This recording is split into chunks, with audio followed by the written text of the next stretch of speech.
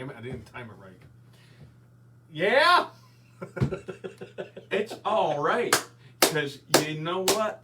When we first start, there aren't people tuning in quite yet. We have a few seconds to wait for them. That's why I try to get my first brainless out of the way when there was nobody in the chat so that I could actually get away with brainless. But anyway, welcome to episode 225 of the FM Marks podcast. I'm Jay. And I am the brainless one. Yeah! Luckily, this week wasn't like last week where there was a lot to discuss. But we have a decent amount of stuff that we have to get into this week, including we make our predictions for NXT Takeover in your house. Hosted by Todd Pettingale. Is he really hosting it? Yeah, he's hosting it. Oh, that's awesome. Todd Pettingale hosted the first In Your House that they did back in the 90s. And when they did In Your House a year or two ago, they brought him back specifically for that. So obviously he still has a relationship with WWE. And wasn't he? He didn't do any of those Edge and Christian shows that Total Week of Awesomeness, did he? That was, I don't remember. That was They brought Sean Mooney in a lot for that. Not Todd Pettingale. Anyway. Man, I miss Todd Pettingale. I always liked Todd Pettingale. He was a good dude. Also, there is a rumor about a possible return of a WWE legend at a pay-per-view later on this year. One of the big four. One of the big four. So we're going to get into that. We are also going to discuss SummerSlam plans. SummerSlam plans.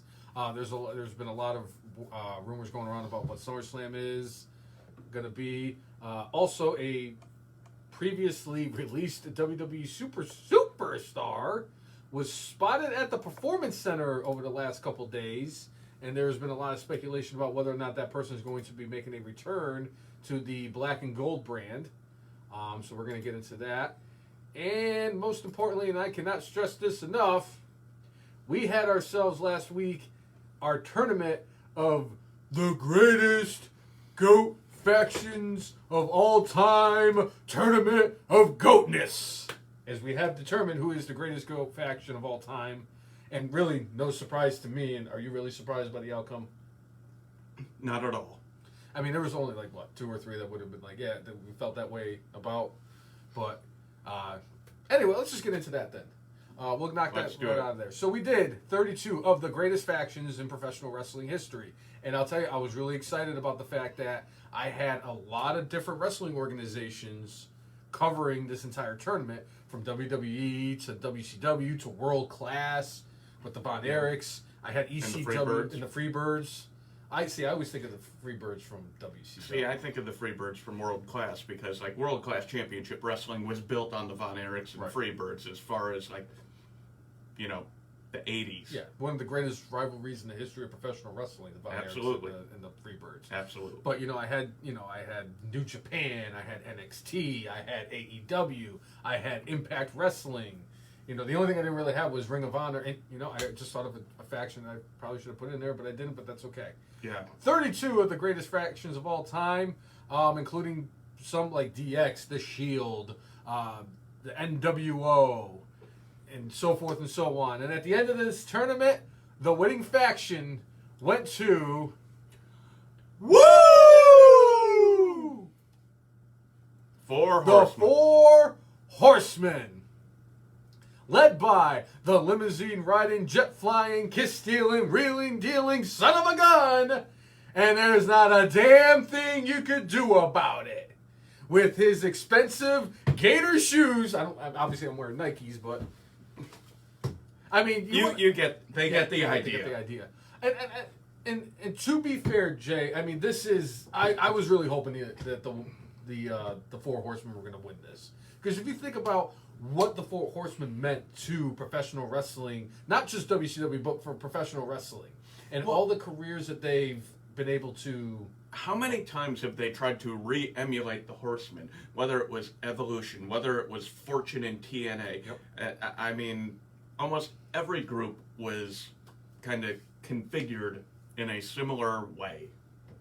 Yeah. I mean, the Main Event Mafia. I would even say without the Four Horsemen, we don't get the Bullet Club. just because of what they meant to professional wrestling and all, like Jay said, with all the factions that they've created. But think about what that has done for the careers of like Ric Flair and Arn Anderson and Tully Blanchard and Ole. Well, okay, Barry Windham. Barry Windham. I mean, Lex Luger had a cup of coffee in the horse. Sting did too. Sting did too. So did Paul Roma. Paul. Yeah, yeah. Go ahead. Say it a little bit louder. Go ahead. Paul Roma. Paul Steve Roma. Mongo. McMichael. I'll just refer to him as Voldemort. Was also in the Four Horsemen briefly. So was the GOAT Dean Malenko. Right. My second favorite member of the Four Horsemen of all time. What was... Wait. So you're putting him either over Ric Flair or Arn Anderson? I'm putting him over Ric Flair, if I had to. I'm sorry, I have an unhealthy obsession with both Dean Malenko and Arn Anderson. They were two of my favorites in WCW. And I would have said it would have been Sting, but Sting was only in there for like 3 months. Like, he was in there for a cup of coffee and a piece of pie. I'm sorry. And it was just crazy just to think, like, Ric Flair and Arn Anderson were the only two members that were in part of every single version of the Four Horsemen. Psycho Sid was in the. I enjoyed when Psycho Sid was in it. But like Flair and Anderson were the two, like, the mainstays of the Four Horsemen. Obviously, Ole Anderson was the first one of the Horsemen to actually be taken out of the Horsemen. It was probably because of the fact that he booked Clash of the Champions 13 so terribly that he not only was kicked out of the Horsemen, but he was kicked out of WCW and no longer in charge of creative. Thanks, Black Scorpion. You know, Mike, as far as Four Horsemen go, I would slightly disagree. I just didn't like most of the once they started continuing the Four Horsemen into the mid-90s. I was fine when they brought Barry Windham in. Yeah, I did. I was too. And, you know, like the bits where they had Sting in there, it was to serve a part of a story because they wanted Sting and Flair as if they were like together to bust them apart so Sting could finally get the title and, you know, have that, you know, without that happening, without Sting getting injured in the build-up to that angle, we would have not gotten RoboCop at Capital Combat. And that was very important. Right. Very, very important. But I just didn't like what they did, you know, starting probably like in 91, 92 with the Four Horsemen, where it's like, Paul Roma? Yeah. You kidding me? Kidding me, bro? Yeah, that was terrible. I liked it when like they had Dean Malenko and insert bad name here. Were in the Four Horsemen. Yes, granted, I mean, what he did was terrible, but like him being a part of the Four Horsemen made a lot of sense. And obviously Dean Malenko could do just about anything. But he only has 1,004 holds. 1,000 holds. 1,000 holds, I know. But like, I liked it because at that point it's like Barry Windham went off and he wanted to be the stalker for WWE. You know, and Ole Anderson wanted to book terrible wrestling matches and come up with a gimmick called the Black Scorpion. That didn't work out. Hey. Clash of the Champions 13 is in our Hall of Fame. Jay, Clash of the Based on what Ole Anderson did. Jay, the fact is that at some point in the foreseeable future, at some point during this summer, I'm going to have the tournament of the worst WCW gimmicks of all time, and the Black Scorpion has secured itself a 1 seed in that tournament. Hashtag, it's not even close. Shockmaster, I'm sure will be there. I'm sure Oz and Vinny Vegas will be in that. The Dungeon of Doom will probably be in there. I just had them in my greatest factions tournament. I mean, Tim brought up the Yeti last week. I can never get over he and the... I think he was just called the Giant at that point. Dry humping Hulk Hogan. And it's funny too, Jay. At Halloween Havoc. Because like I want to do 64 for that, and I've been trying to put that list together. I'm trying to put a bunch of different lists together for all these things, and I want to have the perfect sets of tournaments that I have for all this stuff. And I'm always and granted, I know that I only have like 17. Are you going to collaborate with Curtis Axel? Maybe. Because that would be the way you could get it perfect. You know how sad I was that I actually had to take The Way out of that tournament? I wanted to put The Way in there, but then I realized I was like, there's too many factions that have been around for a long time that deserve an opportunity in here. And I'm like, yes, as great as the way is, but they've only been going on for like 4 months. Right. They've been a faction about as long as Sting was in the Four Horsemen. Yeah. And I had to have both NWOs. I had to put D-Generation X, the Heart Foundation, the Nation of Domination, all that stuff. And I did find a way to get the Hurt Business in there, so I was happy about that. But at the end of the day, like we said, the Four Horsemen was dubbed the greatest GOAT faction of all time. Yeah, justifiably too. I thought of all the outcomes, no disrespect. No, I take that back. Santino Marella was the worst gimmick of all time. But anyway, so Jay and I were discussing it before today's episode, and we have decided that for the next round of our tournaments of fun, we're going to do talk shows. What were your favorite or what were the worst talk shows in wrestling history? And we're going to try to cull them from the different organizations over time. Obviously, most of them are going to be WWF because the other ones just didn't have quite as successful of runs as being a company, for one, and two, getting over a particular talk show. Because you think about it, like the Piper's Pit was such a legendary talk show. You had the Funeral Parlor, which really defined the characters of both The Undertaker and Paul Bearer. And like to this day, like 7-year-old me is like still, 7-year-old me was freaked out when Hulk Hogan went on the Funeral Parlor, and I started crying to my dad. Yes, I started crying to my dad at 7 because Hulk Hogan was on the Funeral Parlor not too long after the Warrior was on the Funeral Parlor and got shoved into a casket. Right. And I had nightmares for about a week after that happened. So, but like even Miz TV and all that stuff. So that is the next one we're going to be doing. I'm going to be posting that tomorrow afternoon. So make sure you are signed up to follow us on Instagram at the FNMARKS. I think I might expand it a little bit because you know how I've been posting it on Facebook, all the matchups and everything. And then obviously Timmy was like, hey, I'm going to put my answers here. Where we got a lot of Blue World Order votes. Oh, so anyway, shit. make sure you go on Instagram, sign up for us to follow us on Instagram. And if you don't have an Instagram account, if you want to go on our Facebook, when I post all the things, you can leave a comment over who you want to in each of the matchups on there too. I think it just gives people other avenues to do it than just Instagram. Oh, Mike Rainey thrown out there. He could not stand the Brother Love show. I'm at that point now where I'm not a Bruce Pritchard apologist anymore. I think what he has done with WWE booking lately, I'm really starting to overlook the fact that he was actually a pretty good. I love you. Brother Big Boss is going to teach you, Brother Hulkster, a lesson in control. I love that. And then Boss Man beats up Hogan with the nightstick. So good. And for me, like when it comes to those shows, I think of the Barbershop. That's the first one that always comes to mind, even though Piper's Pit. But if you think about it, like Ding Dong, hello.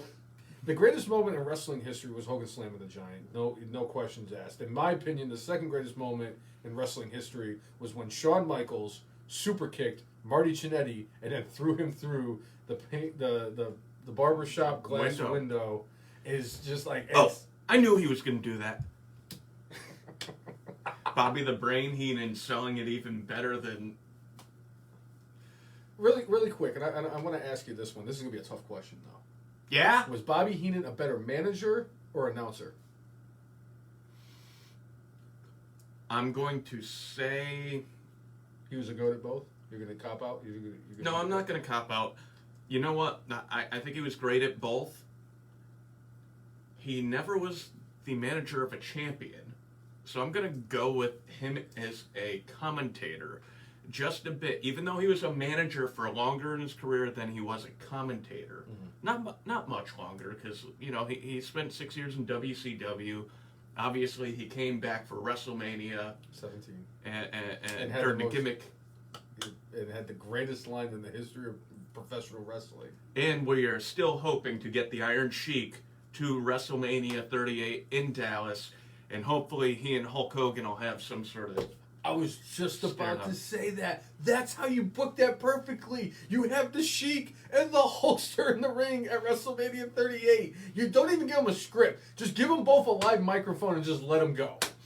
Who cares about the consequences? What's the worst that's going to happen? The Iron Sheik's going to call Hulk Hogan a jabroni, raisin tits, tell him to fuck himself, and put him in the camel clutch?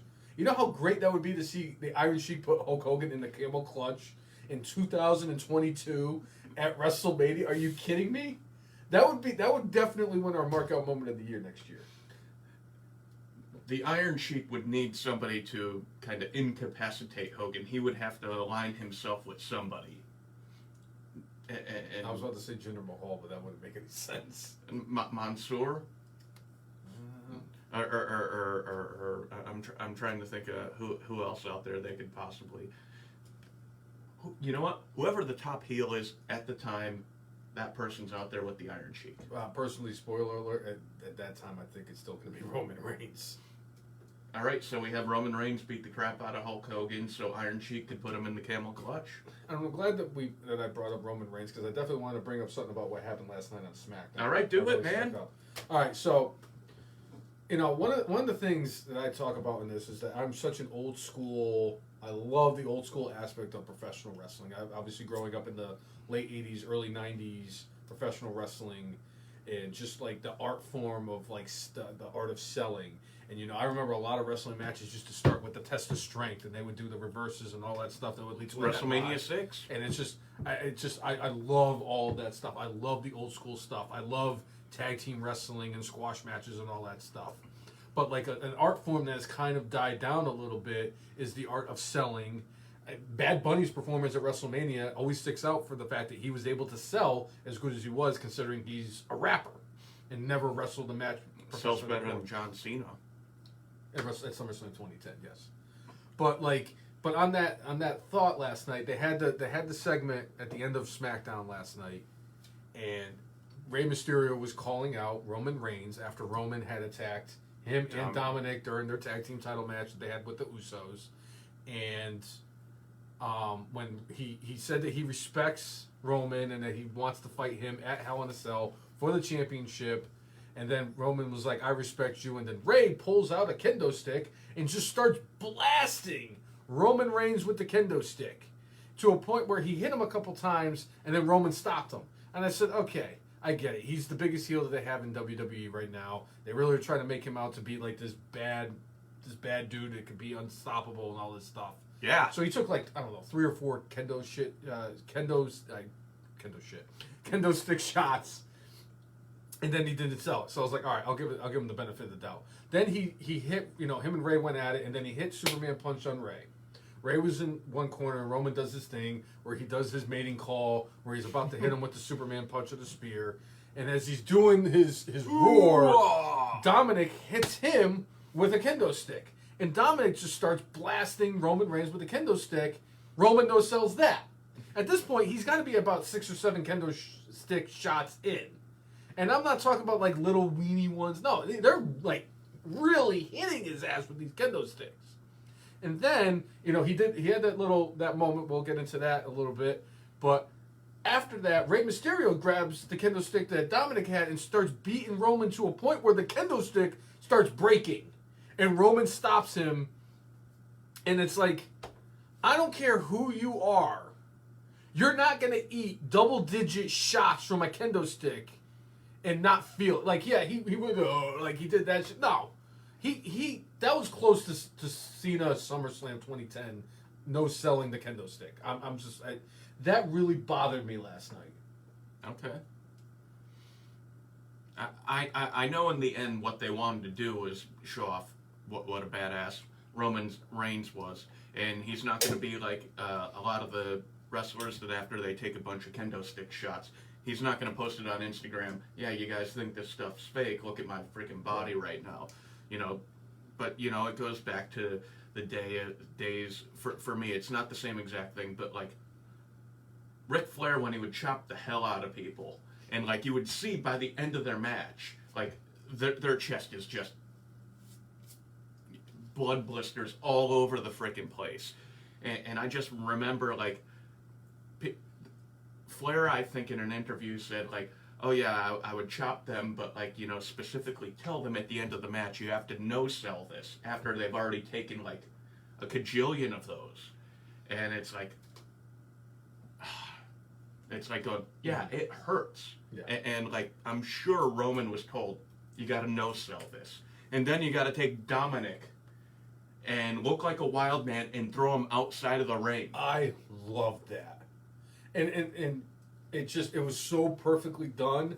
And the fact that, speaking of done, Kevin Dunn, for the second time in his entire existence in WWE, which is 30 plus years, actually got the shot right when it came to hitting that freaking power bomb. Because we all know that if the fans were actually in attendance, he would have ran towards the rope. Yep. He would have ran over to the ropes and threw him out, but instead of like showing Dominic getting thrown out of the ring, he would have probably spanned over to a dude in the fourth row going, "Oh my God," because that's what Kevin Dunn does. That and Bill Dams.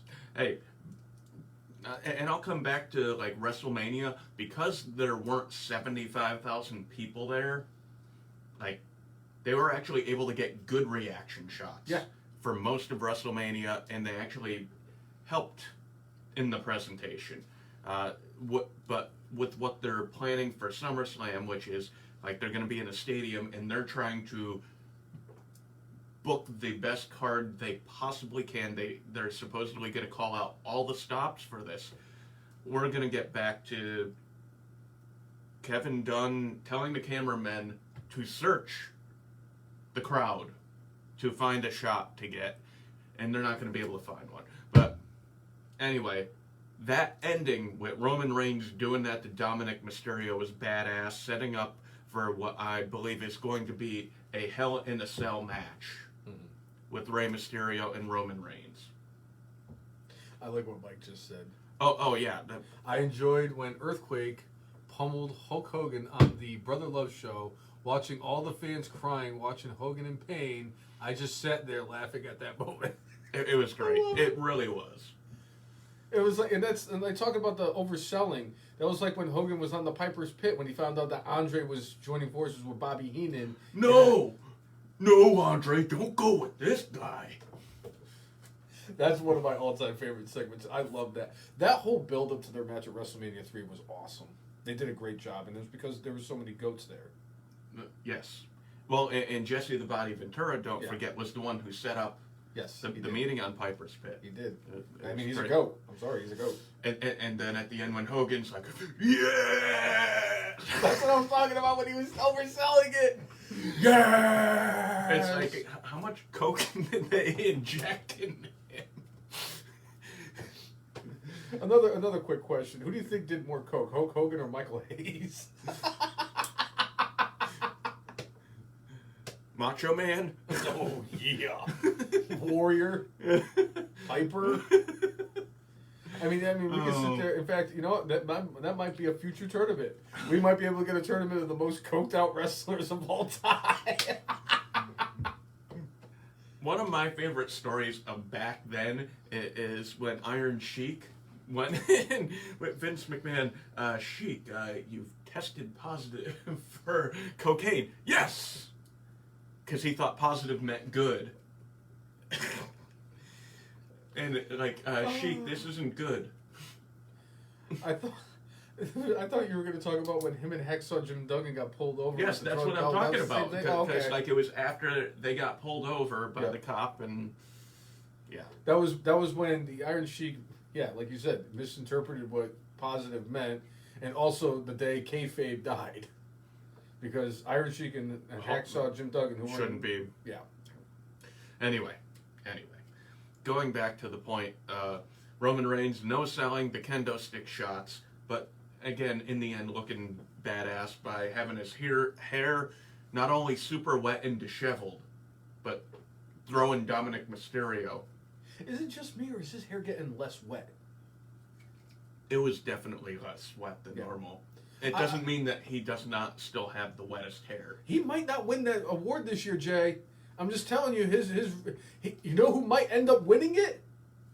A man that he used to work with, Seth Rollins. Seth Rollins does have wet hair. Speaking of things that bother, speaking of other things that bothered me on SmackDown last night, did you see that suit he was wearing on the Ding Dong Hello shit? He's doing it to trigger people like you. Nicole, I looked at it and it was funny because it was one of those situations where as he's coming out to the ring, it looked bad, but as soon as he was in the ring and there was like the ring lighting, the lighting was so much better that it got worse. It was like watching Clash of the Champions 13. The longer it went, the worse it got. But Nicole's like, oh my god, his suit looks like Easter. And it's just. Do you think he owns those suits, or do you think that's part of WWE's wardrobe?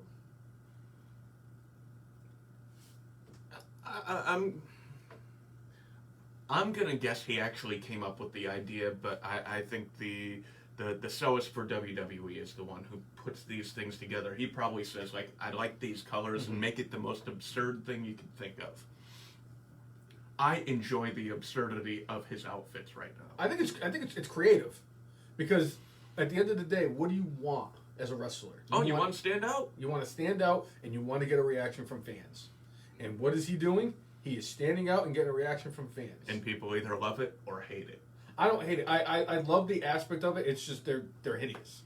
The suits are hideous. Some of them have actually been not. I mean, some of the suits he's been wearing are actually. I was like, yeah, I could actually see myself wearing that. What he wore last night, you could put a gun to my head and I wouldn't fucking wear that. Honest to goodness. But yeah. The whole like I was really excited for Seth Rollins and Bayley on Ding Dong Hello last night. I really was, and it was drizzle shits until the doorbell rang again, and they were like, and Seth's like, oh, I'm gonna get it, and and I love that whole part where Cesaro was behind the door and then he attacked Seth Rollins and everything like that. That was awesome. They did a wonderful job with that. And you can even ask Nicole this. Nicole, if you're tuning in, please, you can vouch for this. I was actually hoping, because I was going to guarantee lock it up as my good for this week, if Cesaro had actually hit Bayley with the swing. I wanted him to hit the swing on Bayley so bad last night. Because like if he had hit Seth with it, it would have been cool. Obviously, with the suit falling apart last night, that was pretty funny, and he beat the snot out of Seth. Yep. And of course, like then you see Bayley going over there and just like, oh, I'm trying to fix my set. What did you do? My set's destroyed. And told you. But like if she had gotten put in the swing, I would have died. I told Nicole, I'm like, I probably will shit all over myself if she gets hit with the swing by Cesaro, because it would be epic. Because who would have seen that coming? And seeing the hair flying around like that. Yeah. Her glasses ended up in the second row. She ends up in the fourth row like a Singh brother getting tossed by Randy Orton or Brock Lesnar. Are you kidding me? Or Dominic Mysterio getting tossed like by Roman Reigns. Reigns, or poor Elias's guitar getting thrown by Jackson Riker. Yeah. Interesting what they've done with that, but we'll get into that in a short bit. What part of that? Well, actually, we'll get to it, but yeah. But because I have some opinions on that too. So. Right. So, but I thought the segment was kind of up or down, the segment with the Ding Dong Hello. Yeah. I enjoy the name of the show because it's like you're gonna remember it, and it's just annoying. Annoying as all hell. What's up, Tommy? How you doing?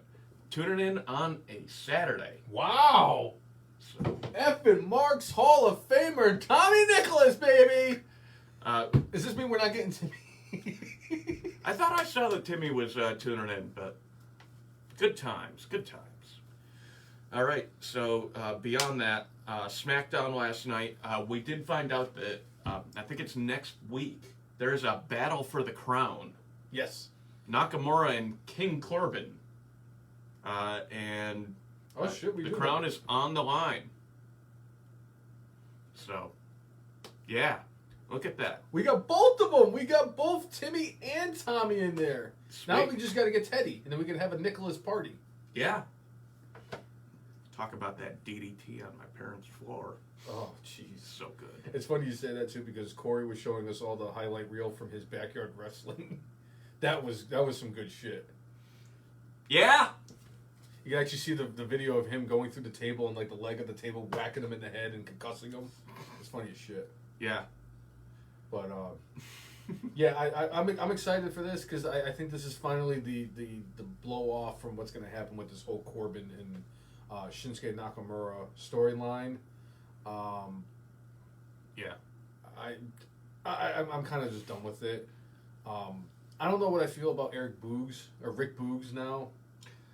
It's like they're giving him something to do, but like, to me, he's not really adding anything.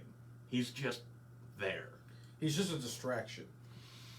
And it doesn't add to Nakamura's presentation, in my view. It was always better at, takeovers when they would have like a band come out or orchestra come out and play somebody, and Boogs does not do any of that for me. I'm like going, I could tell he's a great guitar player, but like unnecessary, and I hope it leads to something for him. But at least he's got his opportunity and he's shown on the main roster. You know what I'm going to say, right? Wait.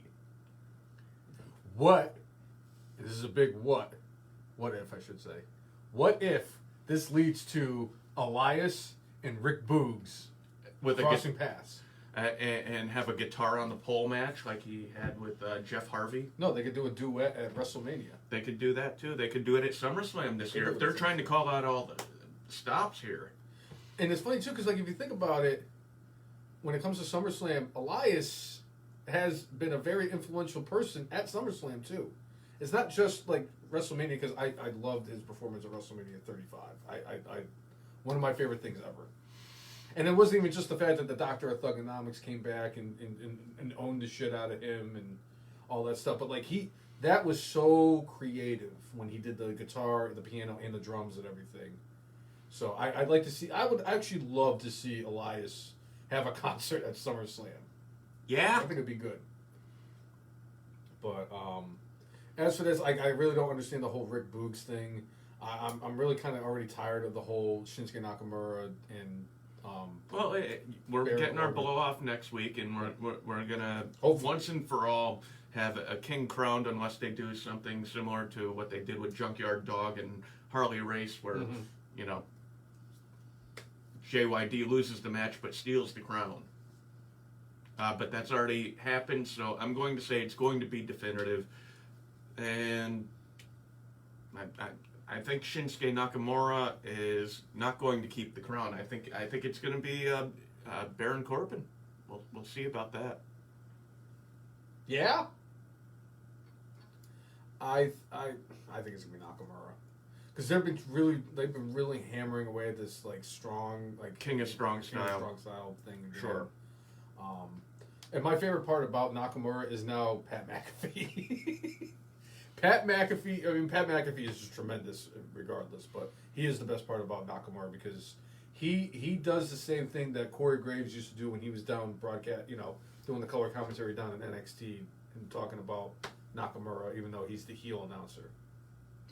Well, one thing I appreciate about McAfee is I think Adam Cole called him out at some point, and McAfee specifically said, "Hey, I'm right here on Friday, pal. Come up here and say it to my face, and let's do this."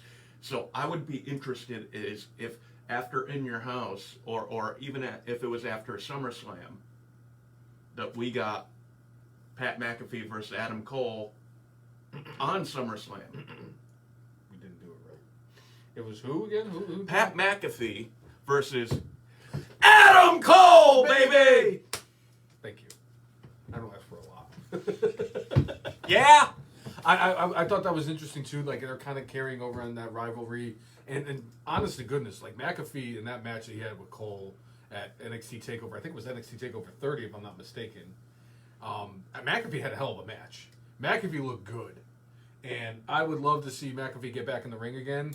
I think he's doing a tremendous job as the color analyst. Jerry the King Lawler has done, did matches when he was a commentator, so there's nothing stopping Pat McAfee from doing the same thing. True, but but you're comparing apples to oranges because McAfee was a punter in the NFL and Jerry Lawler is the king of Nashville inside of Square and Circle. Memphis.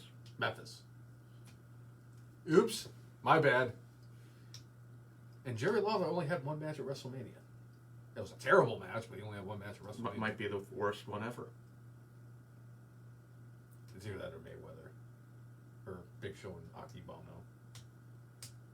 Or Earthquake and Adam Bomb.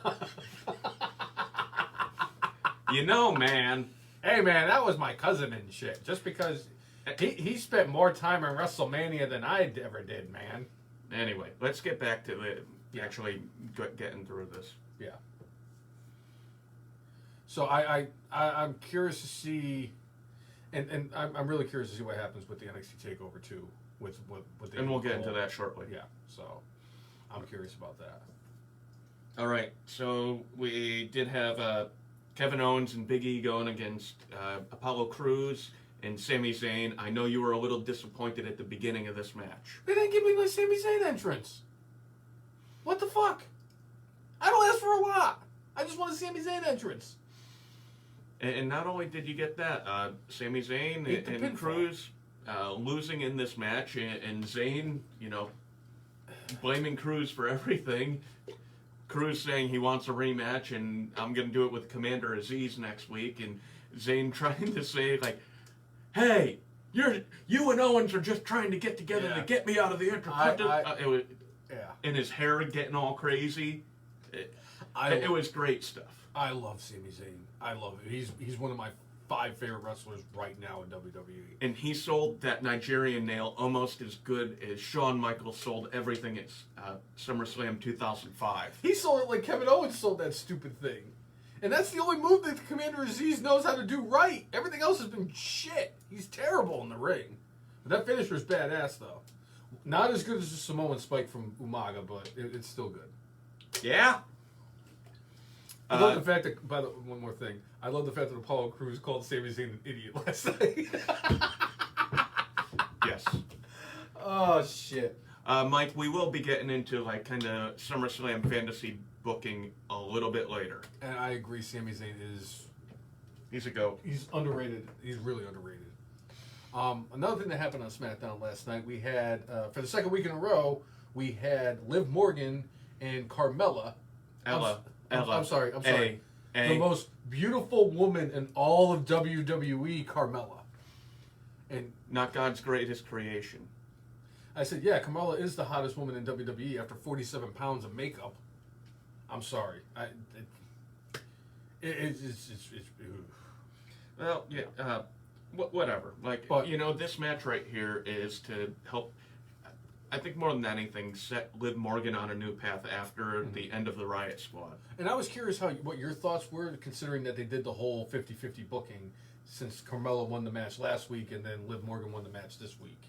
Well, I'm just not a fan of 50-50 booking, right. But for the moment, if it gets both of them TV time and exposure, I mean, honestly, this feud is being booked similar to the Corbin and Nakamura feud, and it's like,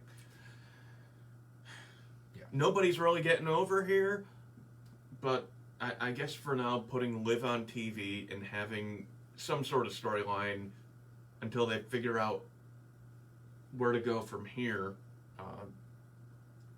it's okay for now, but it's not great. I have a theory that they're giving Liv Morgan all this TV time because she's going to be the one that ends up winning the Women's Money in the Bank ladder match. Okay. I don't know why. Because it's the only reason that would make sense of why she's the last remaining member of the Riot Squad. And she has gotten, over the years, she has gotten a lot better in the ring. She used to be not very good, so she could actually have a serviceable match and look good doing it. And you can teach that. Yes. Yeah. But I'm a fan of hers. I like to see her get all the opportunities. She's looked good in back-to-back weeks. She needs a new entrance song, though. I'm sorry. Mike, I think when you're saying brand extension, you're talking about having like completely separate rosters, and you want them to get rid of that. That ain't going away. Hold on. If I could quote one of my personal favorites, I'm afraid I've got some bad news for you. I just don't have the mallet. Right. The gavel. Yeah, we're getting another draft this summer after SummerSlam. So specifically with that, based off of the deals that they have with Fox and USA, they're only allowed a certain amount of time for crossover, and that's why they have like that once a quarter thing where like you'll see people go from one show to another, or you'll have like the women's tag team champions go on multiple shows because they only have one set of women's tag team champions as far as the main roster goes.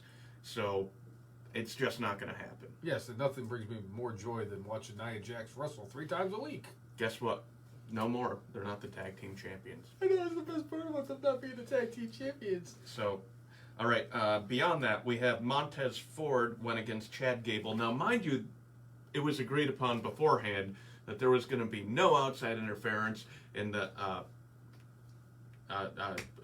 what you call it? Why am I blanking on their name?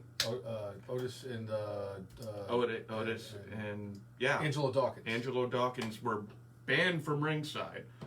Now I understand Alpha Academy is like a heel faction, and it's like when you set up things like this, if Otis gets into the match and somehow causes something to happen like a DQ or what have you, there should be some sort of ramifications.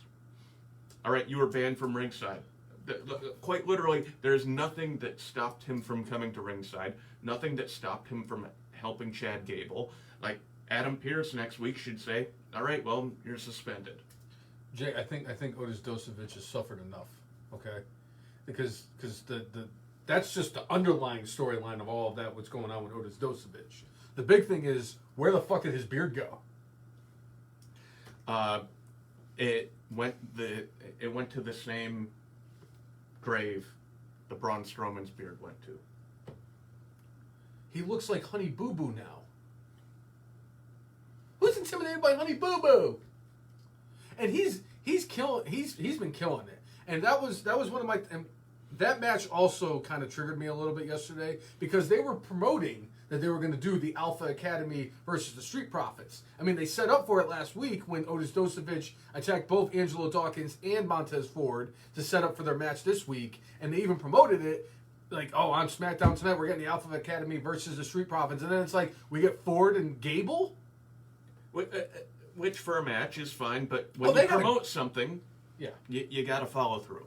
And don't get me wrong, that was a tremendous match. They had a great match last night. Montez Ford is a fucking star. But by the way, did you see Paul Heyman's comments about the Street Profits in general this week? I did not. He said that when those two guys are together, it's magic. Oh, yeah. And just said, you know what? You think these guys are good right now. They haven't even come close to what they can become together. And he's like, they're both, they both do what they do in the ring. But as far as characters, they're capable of so much more, and they're already magic. Yeah. Oh, they're my favorite tag team in WWE. Ever since WWE broke away, my favorite tag team. I was actually talking about our favorite tag team, Heavy Machinery. Right. I mean, yes, the bar is up there too, but the bar is the bar. But like the Street Profits, they're killing it. They're hitting on all cylinders. They're gonna win the tag team titles at some point.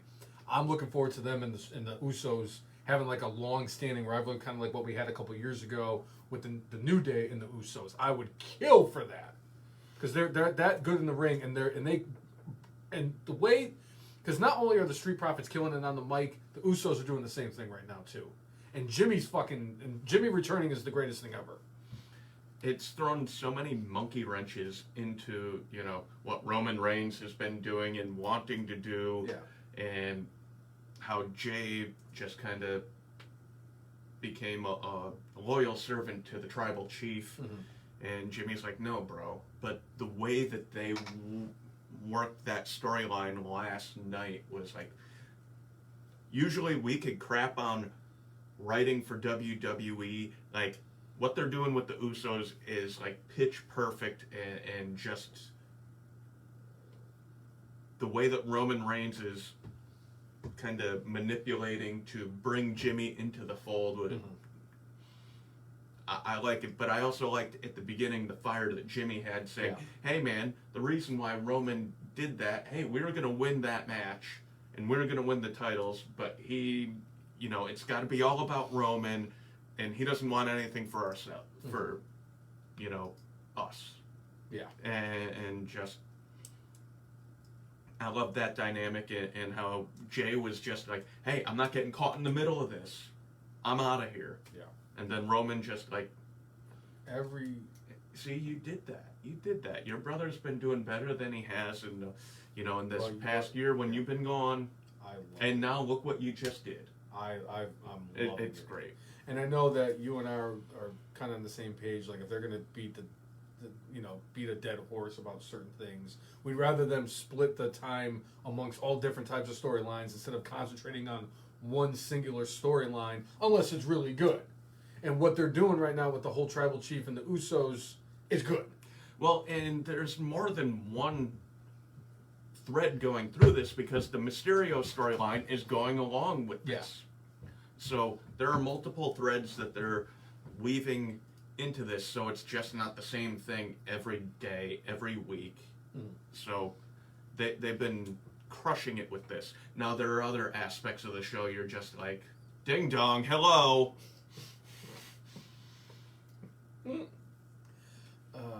Shit. I got nothing more to say for that. Roman Reigns is hitting on all cylinders. And he has been since he returned. Since he returned to SummerSlam last year. All right. Basically, we have covered SmackDown. All right. Should we go? And I'm going to say this too, since we're on SmackDown. Is it weird for me to say that when it comes to watching the 3 hours of Raw, I feel like I'm just sitting there and it's taking 95 hours to watch a 3-hour show, and I'm like, I don't know why they're having 3 hours, but the 2 hours of SmackDown I don't feel is enough. Is that weird? No, I mean, when I watch Raw, I feel like Rip Van Winkle by the end. Nice. I like that reference, Jay. I like that. That's such good shit, pal. It is such good shit. Yeah, and I actually look forward to SmackDown every week now. I love SmackDown. It's the best show. And, like, obviously with the whole, because they're going to be doing the new draft again this summer, Roman Reigns ain't going nowhere. What's up? Thanks for tuning in. Always appreciate it. Make sure you're liking, sharing, commenting, and all that sorts of fun stuff. Get the word out there so people could listen and watch the F and Marks podcast. And also make sure if you missed the show, you check us out on Spotify and Apple Podcasts and all those sorts of great things. Yeah? Yeah! Oh, that felt good. That was for my soul. Yeah. So, all right, let's get into Raw a little bit. All right. So there was, I mean, for me, it was something like, I'm not going to say completely out of left field, but it was not exactly what I was expecting. They had a number 1 contendership for the Raw Tag Team Championship, and it was a Battle Royal. I'm not a huge fan of them doing Battle Royals to decide who's going to be the next team to get a shot here, but, you know, my money would have been on RK Bro winning this thing so they get a tag title opportunity. But shockingly, 2 in the pink and 1 in the stink. We ended up getting the Viking Raiders. I like it. It's a little, because like you said, everybody was kind of expecting RK Bro to get it so they could get the title shot.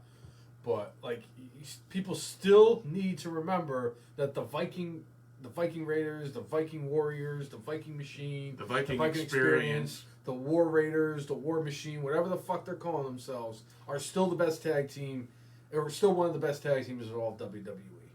And they're a very decorated tag team, and I'm glad they're getting this chance, because obviously I think it was Ivar was the one that was out for about a year. I think so. With the bruised neck, I think it was, or the contusion.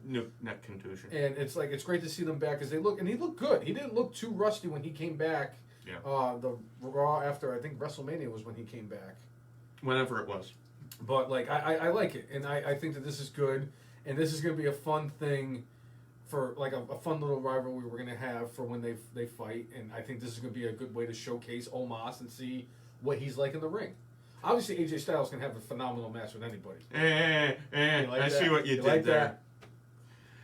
And with Omos, it's like, I actually saw a thing out there where people were like saying that Great Khali was better than Omos. I'm like going, please. Stop! I think some people are putting their rose-colored glasses on. Great Khali is nowhere near as good as Omos is right now. Omos's match at WrestleMania was better than any match the Great Khali has ever had in his entire career.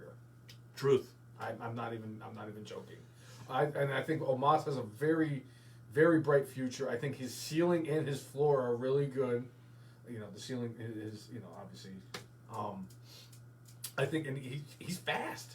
That's what gets me the most about him. He's like 7'3", 7'4", and he runs like a quasi gazelle. Right. And it's impressive. And I think having him work with AJ Styles is perfect. Yeah. AJ Styles could teach me how to wrestle. Right. Against a broom. Blow up doll. Foxy Graham 62. Right.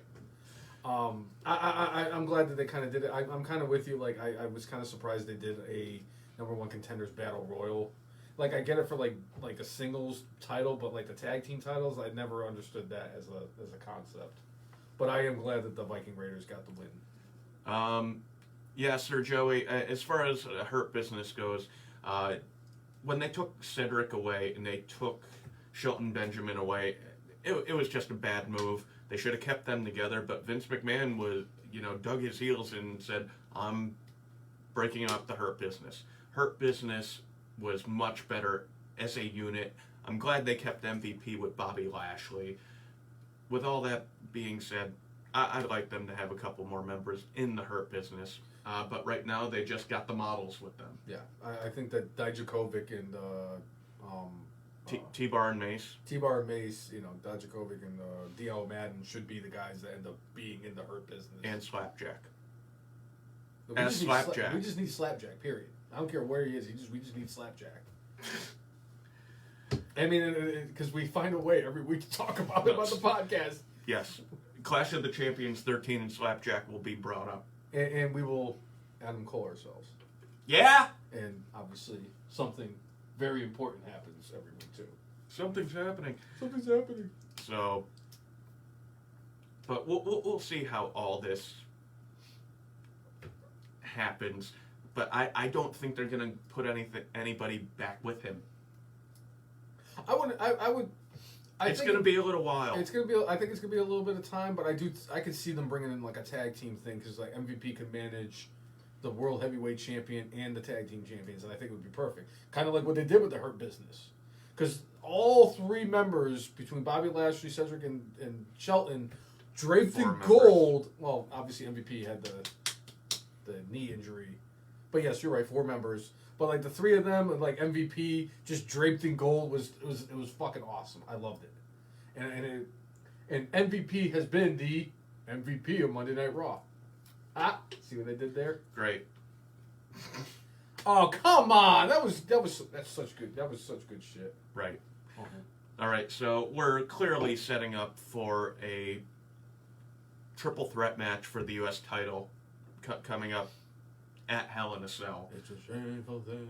So we had Sheamus showing up with a mask after getting his nose obliterated the week before by Humberto Carrillo. But Carrillo and Ricochet were in a match, and whoever won that match was going to decide who was going to face Sheamus for the U.S. Championship. We had a double count out. So it's clear we're going to get a triple threat match. This is, WWE will get stuck in these damn patterns, and they brought a couple of them back again. This was one of them where like going, nobody won, so I guess we're going to have a triple threat match. Or we had later on another one of our favorites, the people who are going against each other for a championship are forced to be a tag team. We got that how many times? in WrestleMania season, and now we continue to get it.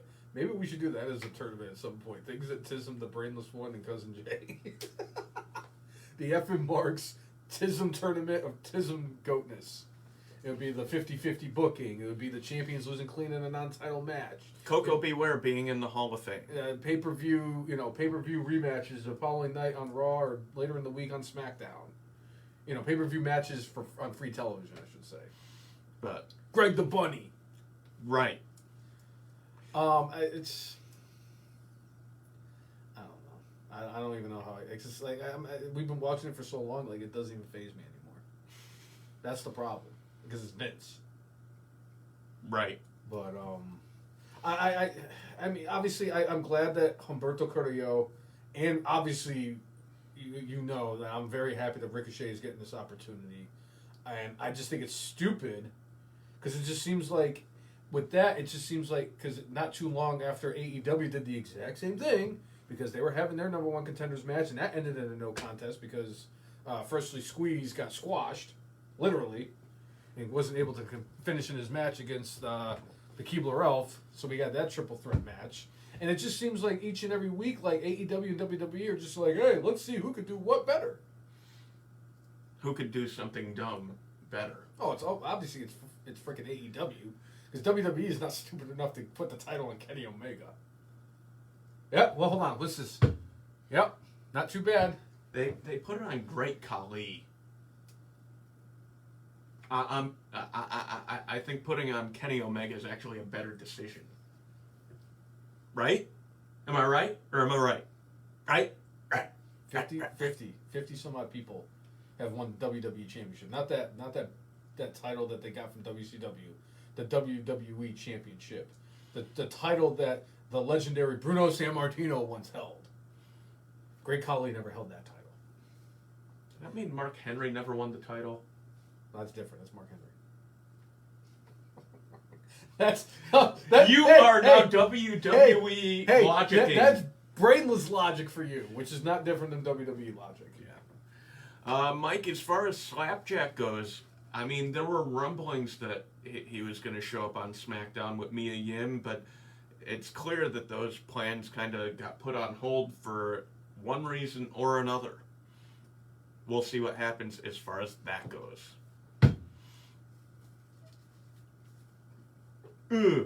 Kenny Omega is the greatest of all goats. No. Wrong. Kenny Omega... All right. Do I have to do it again, Jay? How many times do I have to do it? Yes, I get it. He's number 2 in your programs, but he's also number 14 in the PWI's top 500 wrestlers of the year. You can't be a GOAT if you're ranked 14th. You can't be a GOAT if there's 13 people who are better than you last year.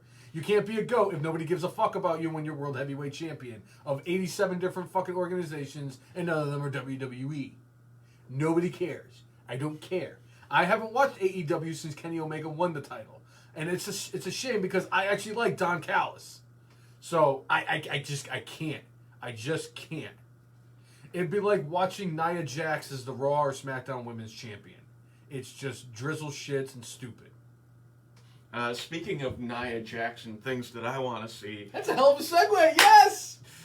Ava Marie, they have set a return date for her. That's not the segue I was looking for. You asshole. Yeah! Oh, coming soon. Coming soon to our TV will be Ava Marie. And another thing that is coming soon to our TV is more of Lilly and Shayna Baszler. Oh boy. Timmy's a little thrown off by the fact that you were able to figure out the whole situation. It's funny too, Timmy, because this is actually the same seats. It's just Jay found a way so that, because he had to do it with the way that the camera was on Facebook, we had to do that in reverse. So technically, we're sitting the right way. It's just it looks different this week. Yeah. Because this is different. I fixed it. Yes, he fixed it. He fixed the glitch. But that didn't redeem my paycheck.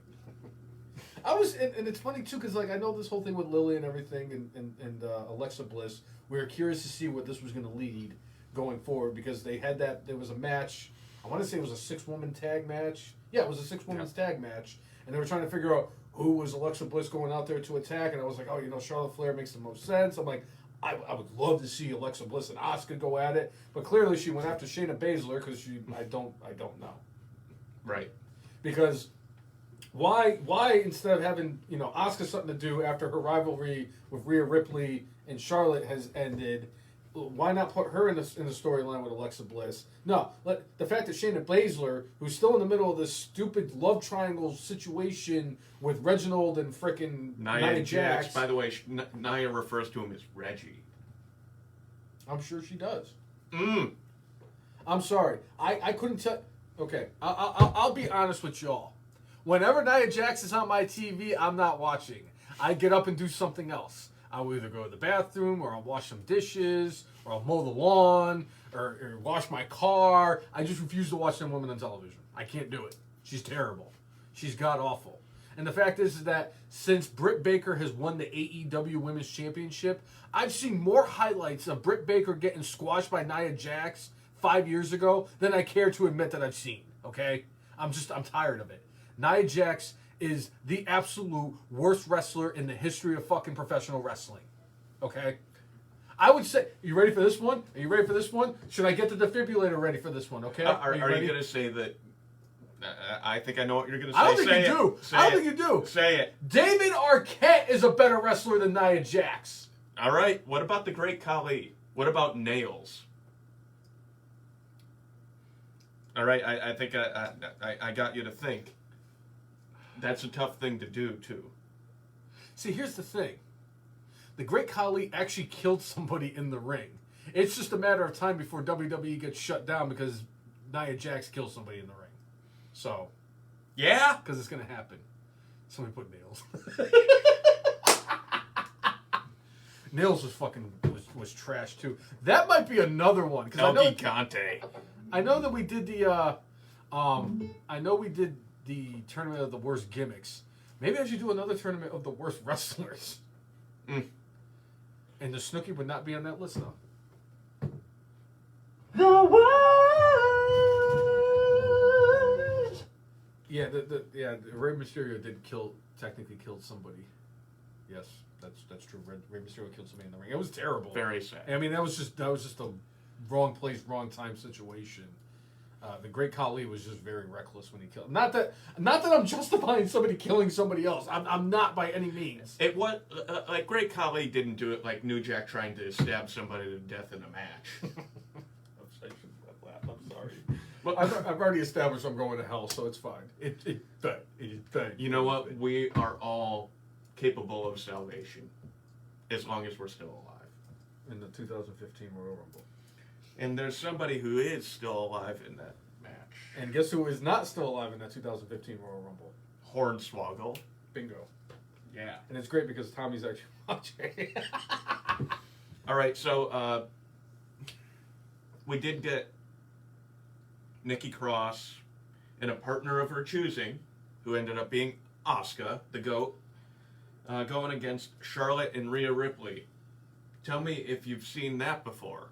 No, 30 plus years of watching professional wrestling. We've never seen the partners who are about to wrestle for a championship match be on the same team. It was shocking. No, I was like, oh my god, look at this.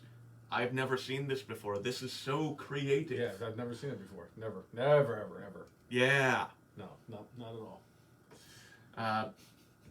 So the outcome of this match was that Nikki Cross and Asuka won, and it was because natural selection happened to Rhea Ripley. Nikki Cross got the pin. So, we're going to have the continuation of the Charlotte and Rhea feud. In my personal view, I think they should be in a Hell in a Cell match. If this is, this is the pay-per-view we have next week. I think they should do the match in the Cell, but it looks like at this moment it's going to be the two men's championship matches in the Cell. I agree that I think at least one of the two women's championship matches should be inside Hell in a Cell. And I think that one should be the one to be in the Hell in a Cell, because obviously the one on SmackDown, Roman Reigns and Rey Mysterio makes more sense to be inside the cell than Drew McIntyre and Bobby Lashley. Well, if you're talking overall length of feud, yeah, obviously the Lashley one makes sense. And, I pitched this last week, and I know it's not going to happen, but if you're talking about a blood feud that needs to be settled in the cell, Kevin Owens and Sami Zayn should happen in the cell. If you're, again, like, this is supposed to be your blow-off to a feud. You brought this pay-per-view 4 months earlier than you normally do. Hopefully that means that they're bringing back Halloween Havoc.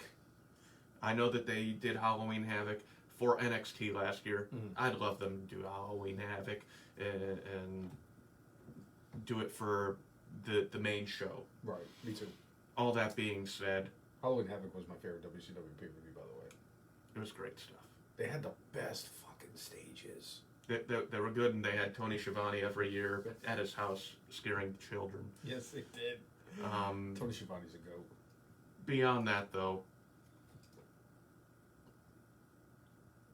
I think they should have this match in Hell in a Cell, and I just don't think they're going to. But, these two ladies crushed it, in my view, at WrestleMania a little less than a year and a half ago. I'm sure they're going to have another great match, but just the way they booked it, specifically this past week, it's like, thanks for getting as creative as you did. Hold on, I got Orange Cassidy it. Yeah. Thank you for the generic booking of this. Thank you. That makes this not stand out in any way, shape, or form. Thank you for making this vanilla. Thank you for being a friend.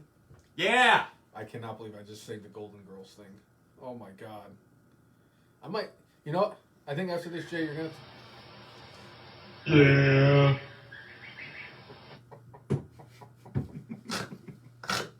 I can't get over the goat saying yeah. It's like me. I'm a goat saying yeah, and that's a goat saying yeah. You're a goat saying yeah. Jeff's a goat saying yeah. Yeah? Yeah! Can't believe I got that over still to this day. So, we will be getting that match soon. Right.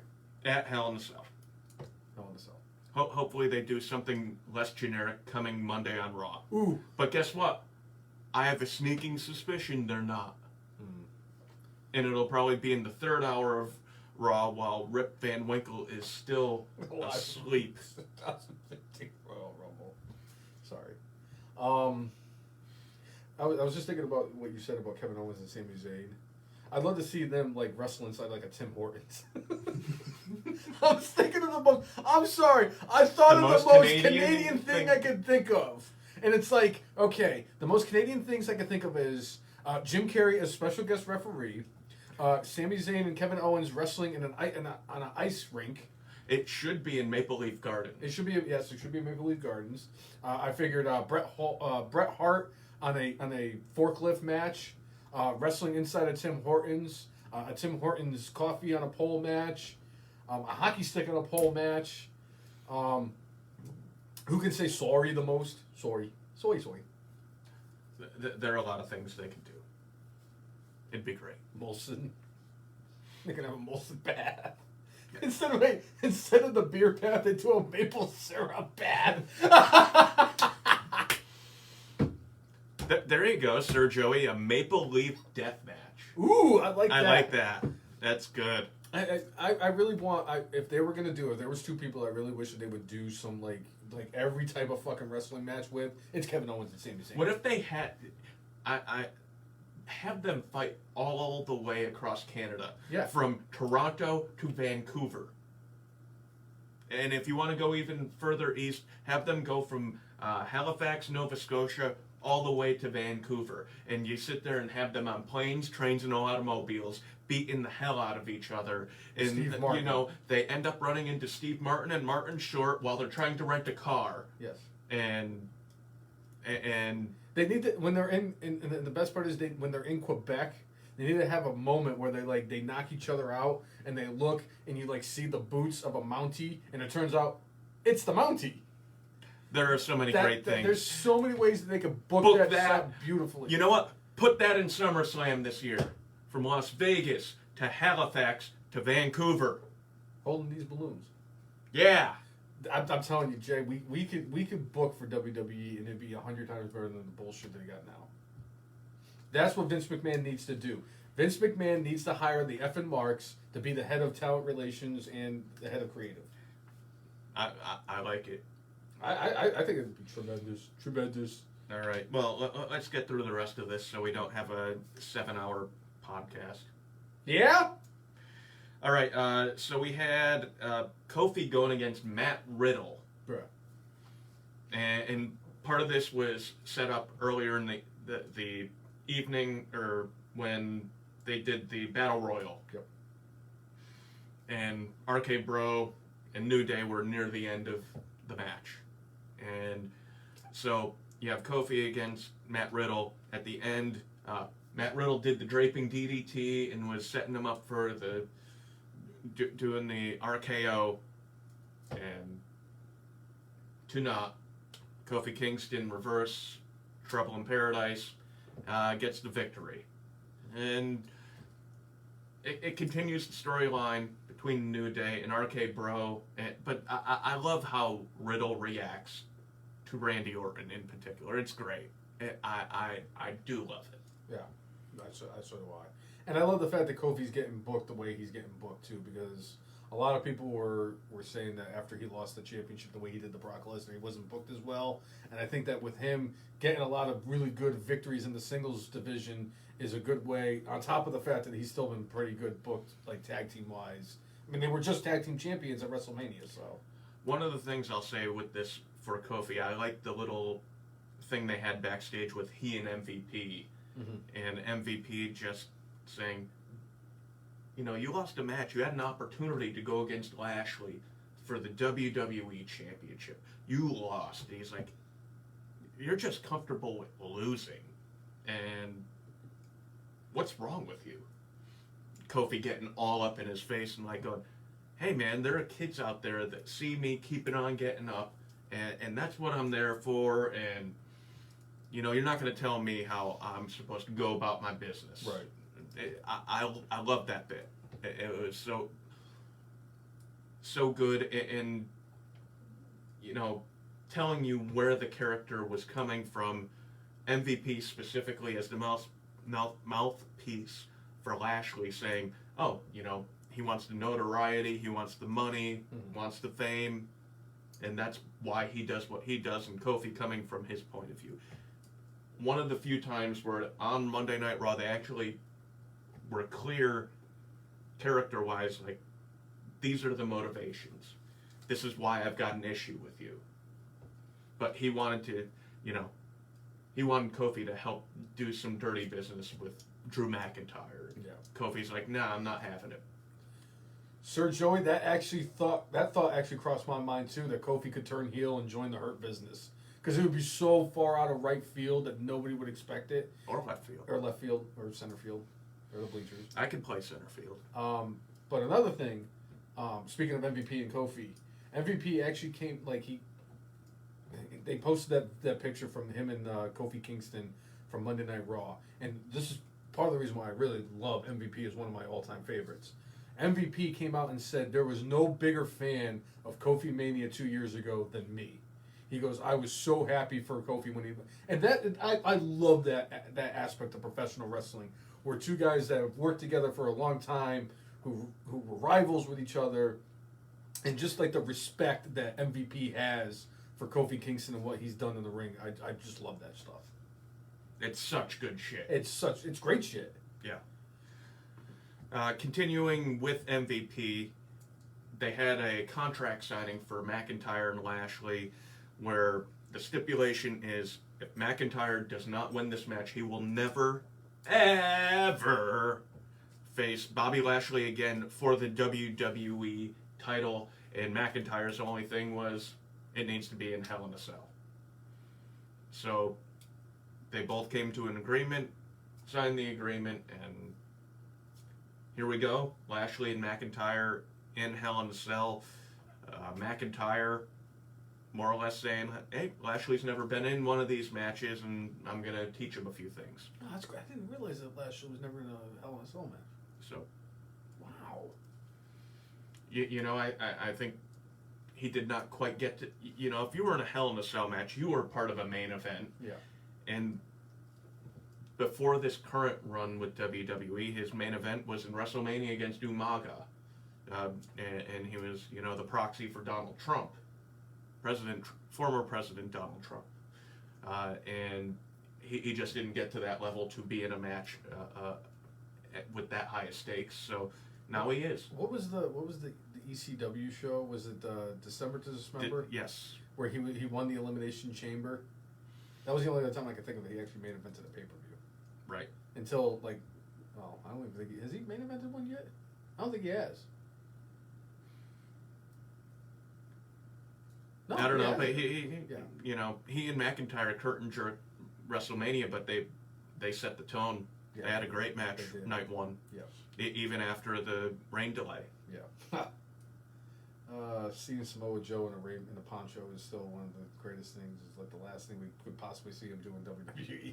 Well, speaking of Samoa Joe, there are rumblings. Samoan Submission Machine may be coming back to WWE and NXT. I don't see it happening. I think they still have thoughts that his concussions are going to prevent him. But unless he's coming back to NXT to be like a coach.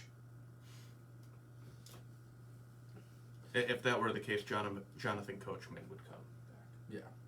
And speaking of recently released wrestlers who could potentially be coming back, there was a report coming out earlier this week that some of the higher-ups in WWE were surprised by the release of Aleister Black, saying that it wasn't his fault that he was kind of lost in the shuffle, and it was because of the fact that they just poorly booked him the way they did, and that he was just prematurely released. And there was discussions that people that were higher up are talking about bringing back Aleister Black. I would love to see Aleister Black come back. And as much as I love Samoa Joe, I'd rather see Black than Joe. But that's because Black's a little bit younger. He doesn't have the concussion problems like Joe has. When it comes to Aleister Black, they had just started a storyline. If they bring him back within the next couple of weeks, they could continue it. Yes. Most of my problem with that is like they had started a story with Big E. They had just reintroduced Aleister Black. And then you just pull the rug out of not only Aleister Black, but Big E. It's like, I think they have huge plans for Big E. I think they're going to have him challenge against Roman Reigns for the title at some point. Well, you've now taken the next step that he's supposed to take and taken it away. Deflated it. And even said with that, when you bring Aleister Black back, if they were going, like originally I thought they were going to have their first match at Hell in a Cell pay-per-view. And when you bring a guy like Aleister Black back with vignettes like that, they would have had to have Aleister Black win, and it would have just, again, confused the heck out of me. Like, so what are you doing with Big E? But, again, I think they have long-term big plans for Big E. He's a big dude who can move, who obviously has shown a ton of character in his time with the New Day, and they're doing some like little subtle tweaks with it that I enjoy. Big E is capable of so much, and I'm looking forward to see how they arc his storyline. But right now he's got nowhere to go. Like, they put him in this tag match last night. Like, it's like it was like a couple weeks ago. They found a way to get him out of this rivalry with Apollo Crews and kind of just put an end to that by having him start this rivalry with Aleister Black. And like last night, all they did was they just inserted him back into the fold for that. And it's just lazy booking. Well, and beyond lazy booking, like, it was, in my view, a poor management decision, which now has derailed Big E, and it's no fault of his own, just like Aleister Black getting lost in the shuffle, no fault of his own. They took him off TV, and then, like, again, if you're planning on possibly releasing this guy, why are you even putting him back on TV? Obviously, it's a spur-of-the-moment decision, and now all of a sudden, spur-of-the-moment, they're like going, maybe we shouldn't have got rid of him. That senile old fuck should just give up the company. But the thing is, if he sells the company, which I think may happen, I think they're going to keep him on as part of the deal to manage the company. I don't think Vince McMahon, even if he sells the company, is going anywhere anytime soon. And that's a bummer. And I will say this.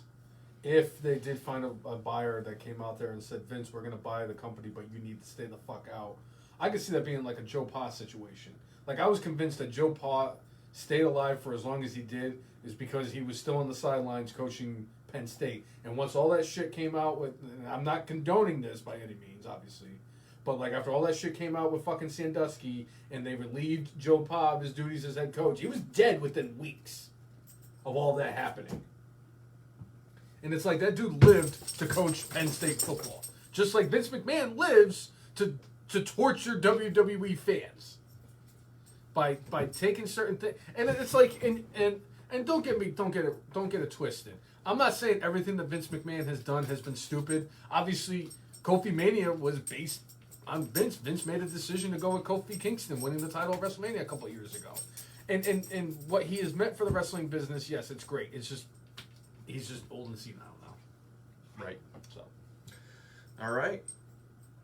Another thing we got, we did have Jeff Harvey going against Cedric Alexander on Monday Night Raw. We actually did have Jeff after he got beat up by Jinder Mahal a couple of weeks ago. For a couple weeks in a row, he actually did get a victory over Cedric Alexander, more or less saying, Cedric, you got to learn some respect for the people who have been here for a while. So the whole lack of respect thing, I hope this is something that will at least catapult Cedric a little bit more than what he's been doing. With that being said, where's Jinder Mahal? They reintroduce him to take him back off of TV. You got 3 hours of Raw.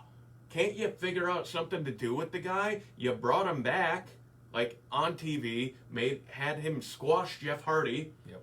Now Jeff Hardy's the one with the storyline? I'm surprised Jeff Harvey. I almost said Jeff Harvey. I'm surprised Jeff Hardy wasn't the one that actually got axed instead of Aleister Black, because they were talking about like some of the people who wanted to get released got released, and they're being more open about it.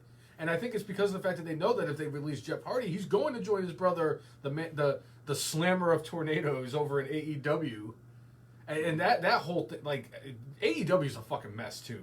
Don't get it twisted. AEW is a fucking mess too. But. The head of the Dark Order, -1, is not allowed to go to AEW quite so much right now because his grades have slipped. And I love the fact that people are all up in arms about this kid. It's like, come on, man, the kid just lost his dad father. not even a year ago.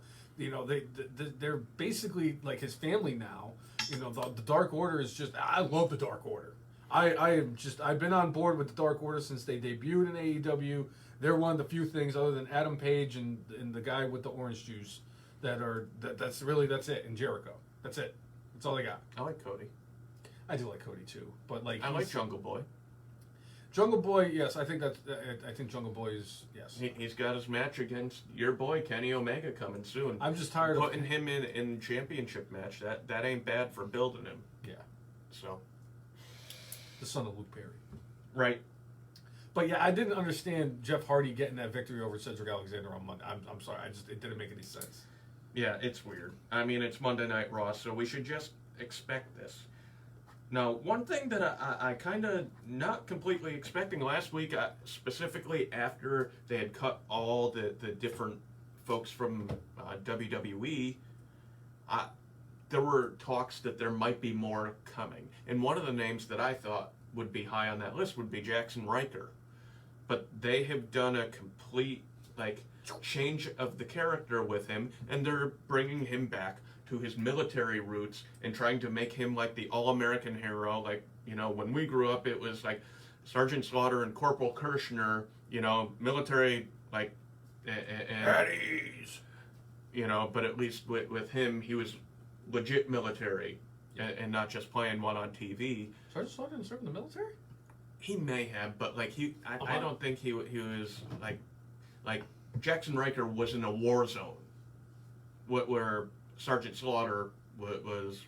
If he did serve in the military, I don't think he was in any war zones. all that being said, they're trying to make Jackson Riker a face, an American hero, and Elias is going back to being a heel, where he's solo heel on his own. I love that. I love Elias, but at this point, it looks like they're going to use Elias to put Jackson Riker up to the next level. Jackson Riker ended up throwing Elias's guitar almost completely up the ramp. It was almost as far as Brock Lesnar could throw a Singh brother. And the guitar broke, but the two of them had a match, and Jackson Riker won via countout because Elias just was like, you know what, I've been taking enough punishment here. I'm not even dealing with this dude. But it definitely seems like they're going to try to build Riker up from this feud. The gimmick of Sergeant Slaughter is that of a former U.S. Marine who fought in the Vietnam War. Robert Remus, which is his real name, Yes. Himself never served in the military. This has caused controversy because at times Remus has talked about military service while seeming to be speaking as himself and not in character. If the guy could sell it, what's the big deal? That's how I look at it. He was also the voice of G.I. Joe for the longest time, and that was the best thing because I used to love that show. What I'll say about that is I think it works better if they actually did it. Yeah. When they came out with the Marine sequel, at one point they were going to have Randy Orton in it, but because Randy Orton went AWOL and got kicked out, a lot of Marines came forward and were like, no, you cannot do this. And that's how The Miz ended up getting that role. And inevitably, I think that's how Miz is going to get his Johnny Cage role. I like to see him as Johnny Cage. I would. He looks the part and, can do the physicality for it. So I'd love to see him as that. But, serving the United States in the military, it's a thing of honor. And that's what they're trying to do with Jackson Riker. Show off the honorable Jackson Riker, him getting, shaving a bit and cleaning up his hair so he doesn't look so grease. Yeah. All right, I'll see what they do with him. I liked him when he was Gunner in TNA. He had a run as a TNA champ. He looks great. He does all right in the ring. Let's see what he does as far as on the mic and delivering this character. I'll wait and see. It's funny you said Johnny Cage, because I was thinking, I don't know why, but it made me think of Gage. Oh. And I'm thinking of Nick Gage. Yeah. Who was the star of one of the episodes of the most recent seasons of Dark Side of the Ring. And it's just so funny because I was actually going to mention it today. Nick Gage was at a wrestling show this week. And after, I guess his opponent, there was Druids as part of the thing. Oh. And one of the Druids got in the ring after this match. And, everybody's cheering Nick Gage. Ah, yeah. And the Druid kind of did I'll see if I can pull it off. Did the John Moxley. I can't do it because it's a terrible angle. I'm sorry. But he did the Moxley, walk in there. And then he hit him with the paradigm shift. And everybody's like, oh my God, it's John Moxley. And then the Druid takes off the mask and it was fucking Matt Cardona. I was like, holy shit. I was not expecting that. And then fast forward, Cardona was doing a live version of his podcast. And who tries busting the whole thing up and coming through the crowd and is getting blocked by security is Nick Gage. I love this. The way they've set this up, it's using more modern stuff to set up an angle. And that's something Cardona's always been good at, whether he was Zack Ryder with the Z True Long Island Story or anything along those lines. The fact that they were using a live setting for his podcast to have this happen and Cardona, you when he was acting in the video that they showed online where he's dropping F-bombs left and right. Let's do it. It was great. A lot of fire. I love the fact that this dude, after getting released from WWE, is he's still going out there. He's still getting over in any way he can and in different ways. And to me, it just shows that Zack Ryder, a.k.a. Matt Cardona, was light years ahead of WWE as far as booking and understanding what the hell the people of this current era of wrestling want to see, hear, and just a different way of moving stories forward. 1000% agree. And the one thing I took away from this was when he hit because he hit the paradigm shift, and I'm like, oh shit. And then he took the mask off, and he's feeding off the fans. He got nuclear heat. Oh my God. I will respect anybody who could get a reaction the way he got a reaction out of fans during that when he attacked Nick Gage. I was like, that is some good ass shit right there. I was so impressed with him. Matt Cardona, I want to see this match. I don't know how I'm going to do it. I want to see this match. Yeah. It's gonna be entertaining. Because I'm curious to see how Matt Cardona is going to do in a death match. And right. One of the things that really I thought was interesting during this whole exchange between the two of them was that Zack Ryder was like, Nick Gage talks about how he was locked up and put in prison. And Zack Ryder was like, I was locked up in prison in WWE for 10 years. Don't get me started about Nick Gage being locked up. And then Nick Gage is like, I don't take anybody seriously who plays with dolls. Yeah. Oh my God, Nick Gage went from I've heard of him sporadically over the years to a guy that I'm like, oh my God. I'm like, I'm on board with Nick Gage. All right. But yeah, I saw that and I was like, I have to mention that today. All right, so I think that's it for Raw. Yeah, because we already did Lilly and Shayna and all that jazz.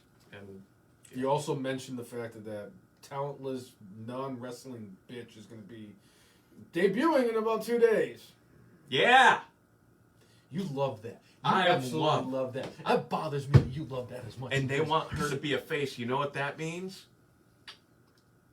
Right now, currently, Nia Jax is a heel. Why? Why do you want this, Jay? Why do you want my brain to melt? My non-existent brain. Why do you want my non-existent brain to melt? I mean, that's a big part of it. I want your brain to melt. I don't want your brain to melt. I never I don't go out there and go, ha ha ha, hey look, there's a champion who just lost clean in a non-title match. Well, that's what I want. Coco Beware. Oh, look. Oh, yeah, that's what it is. A champion loses clean in a non-title match with Coco Beware as the referee or something like that. I don't go, ha, ha, ha. I know Jay hates that. Yeah. See, no, I don't do that. I'm not a spiteful individual like a certain somebody in this podcast. I get it. This is some bullshit. I don't understand why would you want to subject me, not just me, but all of our friends, all these marks that tune into the podcast every week. Why do you want to subject them to Nia Jax and Eva Marie? Because I want another match added to the bracket of the worst matches ever wrestled. You know it's going to happen. You know it. The brainless one's going to make that happen. It's going to be part of the thing. I love tournaments, so you give me a reason to do worst matches. You could give me a reason to do a tournament. I'm going to do a tournament. Yeah. I mean, hell. I mean, I've already melted my brain last weekend because as I was doing the factions one, I was coming up with ideas of like the greatest entrance songs one, and I'm like, that's going to be 128. Yeah. That's going to take like a month to do. I agree, Tim. Nia Jax versus Eva Marie is going to be an instant classic. I'm going to tell you right now, this ganging up on the brainless one from the Nicholas brothers and Jay here is it's bothering me. Yeah. Because I got one Nicholas brother, you know, he's sitting there talking about Hornswoggle being in the Rumble longer than Curtis Axel. And then I got another one that just eggs me on. And then I got you, who just wants to see my brain melt that doesn't even exist. Because you are Nostradamus and you've come up with all these predictions and you scare the shit out of me because of the fact that you've gotten all these predictions right. And the only thing I've actually gotten right was Nia Jax blowing out both ACLs. Yeah. Oh, man. All right. So, you know, WWE has specifically said that they want SummerSlam to be the biggest show of this year. And they said that they are going to try to pull every card they can to make that happen. What cards do you think they're going to pull And what matches do you think we're going to see, and which ones do you want to see? Well, I do think that because of the fact that they're going to start touring us. I saw the DDT. He wants me to get DDT'd. That's fine, Timmy. He can DDT me, but if he DDTs me, you're not going in the Hall of Fame. Ooh. Yeah. All right. So, what do I want to see? What matches do you want to see? Brock Lesnar versus Bobby Lashley. No fucking question. That's the one match I want to see. SummerSlam, Survivor Series, Bash at the Beach, Halloween. I don't care. I want to see that match. That's the one match I really want to see. And I'm curious to see how WWE is going to book SummerSlam, because there's a lot of people out there that they can bring back. They can bring back Brock Lesnar. They can bring back John Cena, because John Cena has been speculated to be returning. Who's John Cena going to be feuding with? Is he going to go and fight Roman Reigns? Is he going to go fight Bobby Lashley? I mean, because you could basically book them for either one of them, and it would make sense. Will they have Edge come back? I think Edge is going to be coming back and having a match at SummerSlam. Just don't have him wrestle Randy Orton, for the love of God. Right. Please do not have him fight Randy Orton again. No more. Right. I really do think that Cena and Roman's going to end up happening. I do think that Brock and Bobby, I don't know if they'll happen at SummerSlam, but I do see that happening at some point. Becky Lynch is another name that keeps getting floated around. Do I want to see her on Raw? Do I want to see her on SmackDown? Who do I want to see her fight? I think Becky Lynch and Rhea Ripley would be a tremendous match for the Women's Championship if Charlotte Flair doesn't fuck everything up. I'm sorry. If Vince McMahon doesn't fuck everything up and make Charlotte the champion again. Tim calling for Edge versus Rollins. I'll take that Oh, match. absolutely. What if they pull the wool over everybody's eyes and Daniel Bryan comes back at SummerSlam? Goes against Kenny Omega. I mean, if they're pulling out every card could include letting AEW show up at the hottest show of the summer, the biggest show of the summer. And again, if they're pulling every card they can, I mean, I know there's been discussions of New Japan also having a relationship with WWE. Do we get to see, like, Okada versus Brock Lesnar? Like, would you prefer to see Bobby Lashley and Brock Lesnar, or get something that we never thought in a million years we'd ever see? Because Lashley and Lesnar, if Lesnar, comes back to WWE, can happen from now to eternity. Mm-hmm. If there's a New Japan partnership, some of these things could be once in a lifetime. Who would you want to see from New Japan go against somebody from WWE? Easy. I mean, do you sit there and get Shinsuke Nakamura going against somebody that he's gone against at the Egg Dome? But like Tanahashi versus him, or Naito versus him, yeah, that would be great. For me, it'd be the Guerrillas of Destiny going up against the Usos. That's the first one that comes to mind. And I know there's been a lot of there's been a lot of heated exchanges between Tama Tonga Yep. and Roman Reigns over the years, because Roman Reigns doesn't see him as a real Samoan, or like he's not from the lineage because you're not one of the Samoans, and it's like, yeah, he doesn't have a place at the table. Right. I'd like to see that. I wouldn't mind seeing, like Zack Sabre or Kota Ibushi go up against like Ricochet, or go up against somebody like Daniel Bryan, yeah. Fucking Dolph Ziggler. I mean, there's a lot of ways you could do things New Japan versus WWE wise. So I think we've definitely landed on Lesnar and Lashley, and this is something I've been talking about for a while. I would prefer it to be in something like the Lion's Den match, like they did with Owen Hart and Ken Shamrock all those years ago. I would love to see it in that style of match. Now, I know Lashley being WWE champion, it'd seem a little strange to book it in a non-traditional, pro wrestling match. But that would be my preference. Beyond that, things that you think are more likely to happen as far as a match, like if Edge is there, who would be your preferred opponent? Rollins. All right, Seth Rollins. Rollins or Styles. Specifically Styles, just because Edge and Styles, their paths have never crossed. Okay. And I know that there was a point where Edge even thought about moving to Impact Wrestling, and he could have worked with AJ Styles. But now that they're both in WWE, I need to see that match before they both retire. I'm sorry, I just need it once. SummerSlam, Night of Champions, whatever it is, I need Edge versus AJ Styles, just for my personal self. If the New Japan thing happened, I would love to see like Rey Mysterio versus Okada. Just throwing that one out there. Beyond that, I don't know if they'd try to call Goldberg in, and if they did call Goldberg in, is there a specific person you would want to see a person like Goldberg go against? Gilbert. I mean, you asked. Will you be serious? No, there's really nobody, like, for me, for Goldberg, no, there really isn't. Okay. That match with The Undertaker in Saudi Arabia, just like, that the one with him and Dolph Ziggler. Oh, that was, that. Oh, I love that. That was exactly how it needed to be. I love that match. Because you know me, I love squash matches. You do love squash matches. And the Goldberg was the king of squash matches. Literally the king of squash. Literally. One match that I thought of, and if Nicole was tuning in, she could actually vouch because she was the one that told me about this. There was a page that... Please don't. Every time I bring up Fandango in that house, I know I end up sleeping on the couch, so I'm not doing it. One match that she said that she read online was Walter, the NXT UK champion, going up against Finn Balor at SummerSlam. Yeah. I would fucking love that match. You know what? I think it's going to happen. Finn has been talking about wanting that match. Yeah. You know another match that I think could conceivably happen if it's not Finn Balor? Drew McIntyre and Walter. Oh my God, I would love to see that too. McIntyre recently stated in an interview, I want to face him.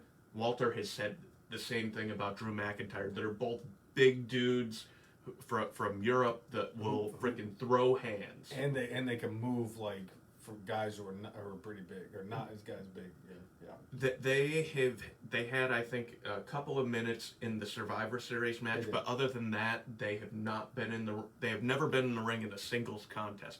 I'd love to see the two of them. I'm going to say this, and I'm going to go out on the ledge when I say this. I know that a lot of people from NXT have not transitioned well to the main roster. Obviously, Elias is... I think that Elias is one of the ones... The Four Horsewomen. The Four Horsewomen, Elias, Seth Rollins, Roman Reigns. They've all had, like, great runs. But, like, a lot of people have been lost in the shuffle. I mean, Bobby Roode's made well for himself. I think he could have gotten more than what he got. Sure. Nakamura, same thing. I mean, Nakamura, like, won the Royal Rumble and, went against AJ Styles at WrestleMania for the title. Yeah, and you can't complain about that. No, but, like, I still think they could have booked him a little bit better. He should have won the championship at the end of the day. I'm sorry. But Walter, when Walter moves from NXT UK, whether he goes to regular NXT or if he goes right to the main roster, whenever he decides that he wants to go to the main roster, he's going to make them a fuck ton of money. And even Vince McMahon can't fuck it up with Walter. Because Walter is exactly what Vince McMahon jerks off to every single night.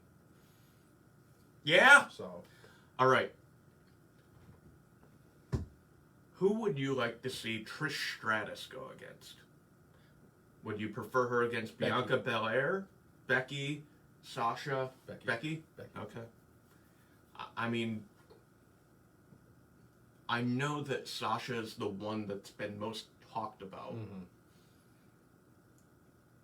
My feeling, though, is if you want to make it something big and mean the most, I think it would, in my view, mean the most for somebody like Bianca Belair to get in the ring with her.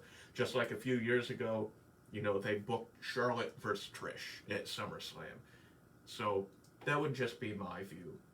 I would want to see Bianca go against Trish. Let me ask you this one.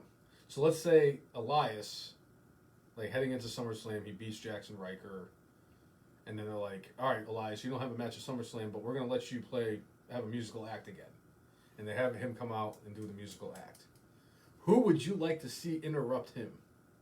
Jeff Jarrett or the Honky Tonk Man? I mean, and the Honky Tonk Man, like, he's definitely aged quite a bit over the last couple of years. Yeah. But it's the Honky Tonk Man. He's the Honky Tonk Man. Are you kidding me? That would be awesome. I would love to see that. Because, they technically already done the Elias and Jeff Jarrett bit. They've already done a lot. I mean, like, Elias could do anything with just about anybody. And that's the beautiful part about Elias is that he can feud with anybody and it'll make sense. Right. Because he feuded with Cena, and it makes... I love that. They did that so beautifully. Edge came back at SummerSlam and speared him, and it actually hit him with a really good spear, too. His spears, since he's come back, are a lot better than the ones that he was giving in the last couple of years when he was on his first run. Right. What would you like to... But in all honesty, what would you like to see Elias do at SummerSlam?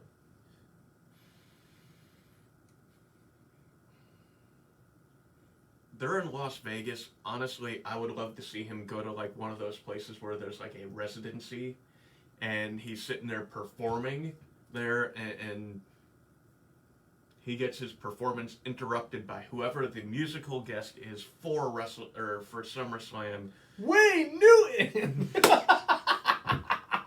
I mean, come on, they're in Vegas.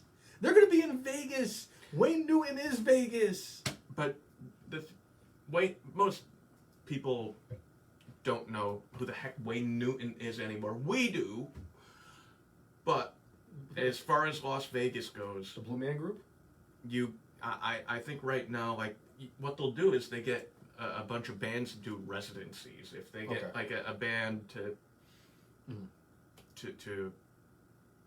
interrupt him, and or maybe he gets attacked by like one of Siegfried and Roy's old tigers.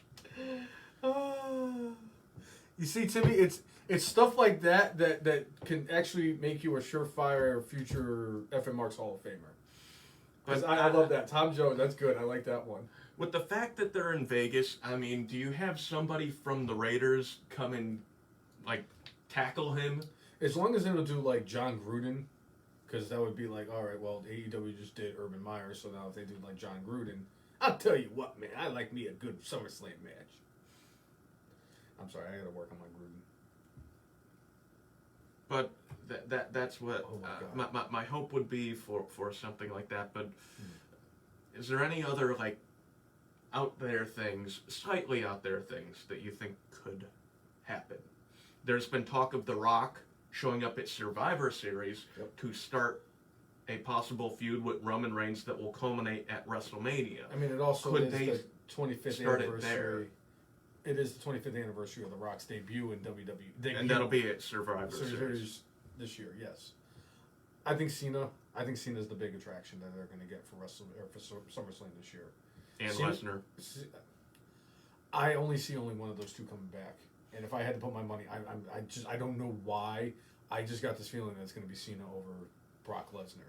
I think we have a better chance of seeing either Samoa Joe in NXT or Aleister Black coming back than we do of seeing both Lesnar and Cena. I hope I'm wrong, because you know me, I love Brock Lesnar. Any Brock Lesnar is better than no Brock Lesnar. All right. I mean, if far out there that could, maybe CM Punk. That would be way out there. And if he was facing anybody, who would you want him to go against? I think the thing that makes most sense is Triple H, but he's gone out there and said, yeah, I wouldn't want to do that match. There really isn't anybody in WWE, because it's like, Daniel Bryan has kind of walked, he's done. I think Daniel Bryan's just taking a break and he'll come back. It would make sense. Him and Rollins would be, I'd love to see that. The CM Punk and Bray Wyatt, The Fiend. They kind of have unfinished business, technically. Well, I guess we'll see. This is fantasy booking, and again, if WWE wants to do something a little different and bring more fans in, then great. Hopefully it's good. Not bad. Or brainless. Right. See what I did there? All right, so I think that mostly covers, just our thoughts on things that they could possibly do and some far-out things that they could possibly do for SummerSlam. So let's talk a little NXT and get into NXT In Your House predictions. Okay.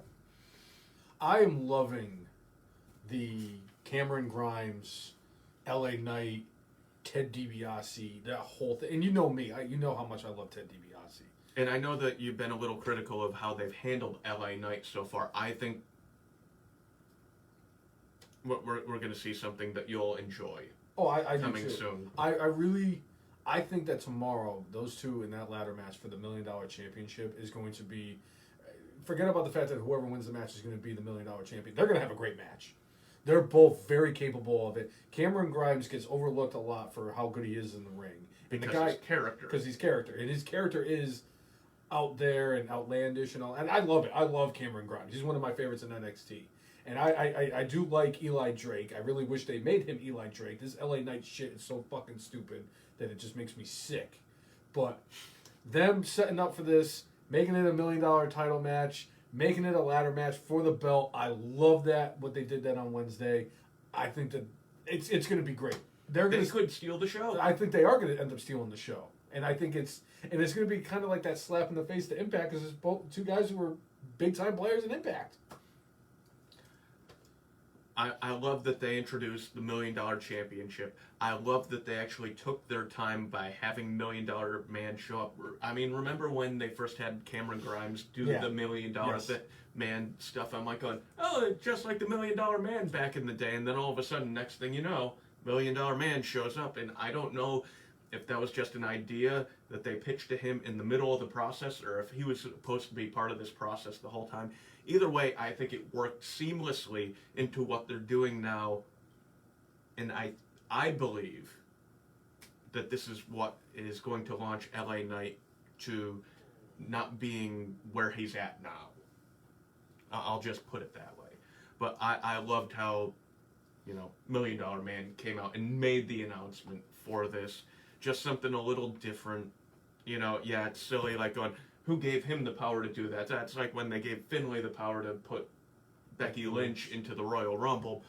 Even so. Or the fact that Adam Pearce was the one that basically brought the referees down at the NXT match between Nia and Shayna versus Raquel and Dakota Kai.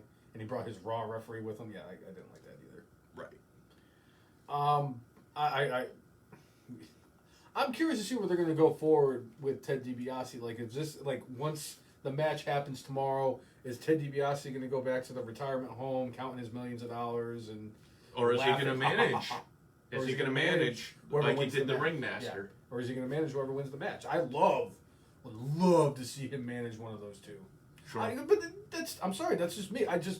I have a personal preference because of the fact that Ted DiBiase is my favorite heel of all time. I love that whole thing. He was perfect. He was great. And I really do hope that they get that petition going to make his WWF title reign an official title reign, just because of the whole domino effect it's going to have. Because, The Miz, talks about how he was the 40th WWE champion of all time. Has a jersey that says Miz 40 on it. If he becomes the 41st champion, that's going to fuck everything up. Tim, as far as writing goes, I think Bruce Pritchard is overseeing both shows. I'm not sure which one he is. I don't know if he's head of both, but I think they go through him to get to Vince. I do know that Paul Heyman has a lot of say on SmackDown. And you could tell just because a lot of the guys who wouldn't get those opportunities are now getting opportunities. I mean, I think that Paul Heyman's solely responsible for the fact that Apollo Crews is getting the push that he's getting. So, but I'm not 100% sure. I'll have to check on that. Bruce Pritchard runs Raw and Brother Love runs SmackDown. Right. All right. So we had Oney Lorcan go against Austin Theory in a match. What a great match that was. Oh. Sign me up anytime Oney Lorcan's in a match. The dude just goes out there and he wrestles the style I like, which is, more of the hard hitting. Yeah. And, he's not the prettiest dude, but he goes out there and beats the snot out of anybody who doesn't tell him what he wants to hear. He's been with NXT for a long time, too. Yeah. I think he's over the Coco Beware line. I think he's a future Hall of Famer. He could be. But, so, this fed into later on. What the heck was the storyline it fed into? I'm getting all mixed up with everything here, but it might have been with the Triple H Regal and Poppy thing. Mm-hmm. It did, because Poppy ended up hugging Dexter Lumis. Yes. So it did kind of play hand in together. And that ended up causing Indy Hartwell to get upset. But drizzling diarrhea shits is Raw. Yeah. It's comments like those, Timmy, that also will help you get into the Hall of Fame. Oh, okay. You know what? My notes are making sense now. All right, so at the end of this match, we had Johnny Gargano and Pete Dunne fighting outside the ring. Mm-hmm. And this obviously is feeding towards our Fatal 5-Way that we're going to get at In Your House. Yes. But while Austin Theory was out there, they had this. But Johnny Gargano talked this week in an interview about how, for the way, he is like the sitcom dad from the 90s. Mm-hmm. And how that wasn't how it started, but that's what it is now, and everybody within the faction is completely on board, selling it in every way, shape, or form, and the fact that they continue the Dexter Lumis, Indy Hartwell thing is just they're fantastic. Clearly, whoever writes for NXT has nothing to do with what's happening on the main roster. That's all I'm going to say about that. Sure. Because they just, every storyline that they have going on down there makes a lot of sense. It does. I love what they're doing. NXT, I mean, I like what they're doing on SmackDown too, but like Raw is just hot garbage. Yeah, with a couple of things here and there where you're like, I have hope, and then they kill your hopes in dreams. You actually have hope that Raw's going to rebound? RK Bro, come on. Jay, the Hurt Business. Jay, they give you hope. And they did. And then what did they do? They took Shelton Benjamin and Cedric Alexander out of the Hurt Business. MVP and Lashley are still great, but that's the only. Slapjack. Need I say more? The RK Bro and Bobby Lashley and MVP are the only good thing that is on Monday Night Raw. Sheamus. Well. Yeah. They give you hope. Yeah. And then they pull the rug out from underneath you. Really quickly. Was there ever a tougher tag team than Sheamus and Cesaro? Sheamus, who had his nose broken? Holy shit. So him and Cesaro are some bad motherfuckers. All right, well, let's get moving here. All right, we had Ember Moon going against Dakota Kai, and she defeated her via DQ because Raquel Gonzalez got involved. Ember Moon at the end stood tall here, which we all know what this means. I'm saying it right now. Stone Cold lead pipe lock. Raquel Gonzalez is going to retain her title. Wow, you're using your lock on that? I'm using my lock on that. Wow, I like it. I like it. I'll let you know in a bit. Right. Stand on that. Now this play, at least storyline wise, is not playing into anything that is happening officially tomorrow on In Your House. But Swerve Scott went against Killian Dane, and Swerve Scott with his new faction, Hit Row, defeated Killian Dane with, Drake Maverick in his corner. I like what they're doing with Swerve Scott. After, it looked like they were going to eventually have him break through and win the Cruiserweight title, and he never did. I'm glad they turned him heel, and they've given him something to sink his teeth into. Mm-hmm. And unlike with Slapjack and Mustafa Ali and Mason T-Bar and Reckoning, even though Swerve Scott was not, anywhere near the top of the card, I feel this faction has a chance because, they didn't build them up only to have them lose immediately.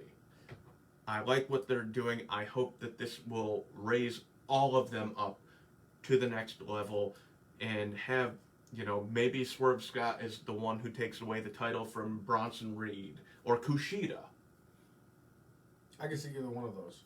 But I agree. I 100% agree with you with, I love that faction. I love what they're doing with Isaiah Swerve Scott. It's something that nobody was expecting, and I'm just glad that he didn't lost in the shuffle or forgotten or all that stuff, because he's too damn talented in the ring to get overlooked. Absolutely. And that Futures tournament that they did, look at all the fucking guys they got. From it. They got plenty of. So, we had Io Shirai returning after a couple of months being off TV. Well-deserved time off. She had been like champion for 14 months or so. Obviously, it was during the pandemic era, but there's a lot of weight put on you if you're the champion, and she took the women's division up several levels, and she had gone through every opponent she possibly could. So,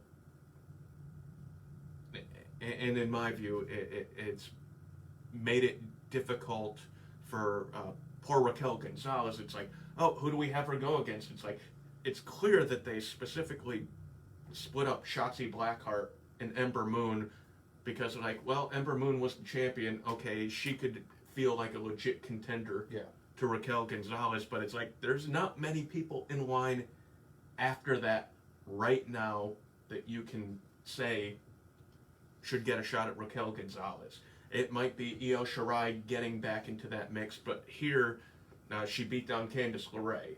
I wouldn't be upset if they let like Mercedes Martinez have another crack at her. But I think that they have something else in line for Mercedes Martinez, so obviously she's not going to be in that. But I mean, she's still somebody to throw at Raquel Gonzalez if you need somebody. Right. I mean, I wouldn't be upset if Indy Hartwell got an opportunity to go up against Raquel Gonzalez. Well, we'll see where all of this leads, but it was good seeing Io Shirai back on TV, and we'll see what they do with her this time around. And to end the show, we had basically Karrion Kross calling out all his opponents, saying, like, if you guys are going to get me, you better get me now, because we get in that ring, come in your house, you guys don't have a prayer. If you're going to get me now. And Regal's like, no, we're not doing this. And of course, melee ensues.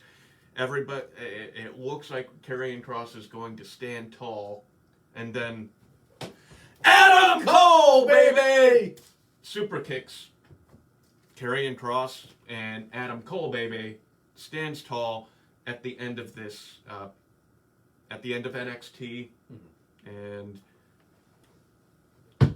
the Fatal 5-Way at this point for me, I feel like it's almost like the toughest thing for me to call, as much as I feel smart money would be on, like, Kross hasn't had the title that long, keep him with the title.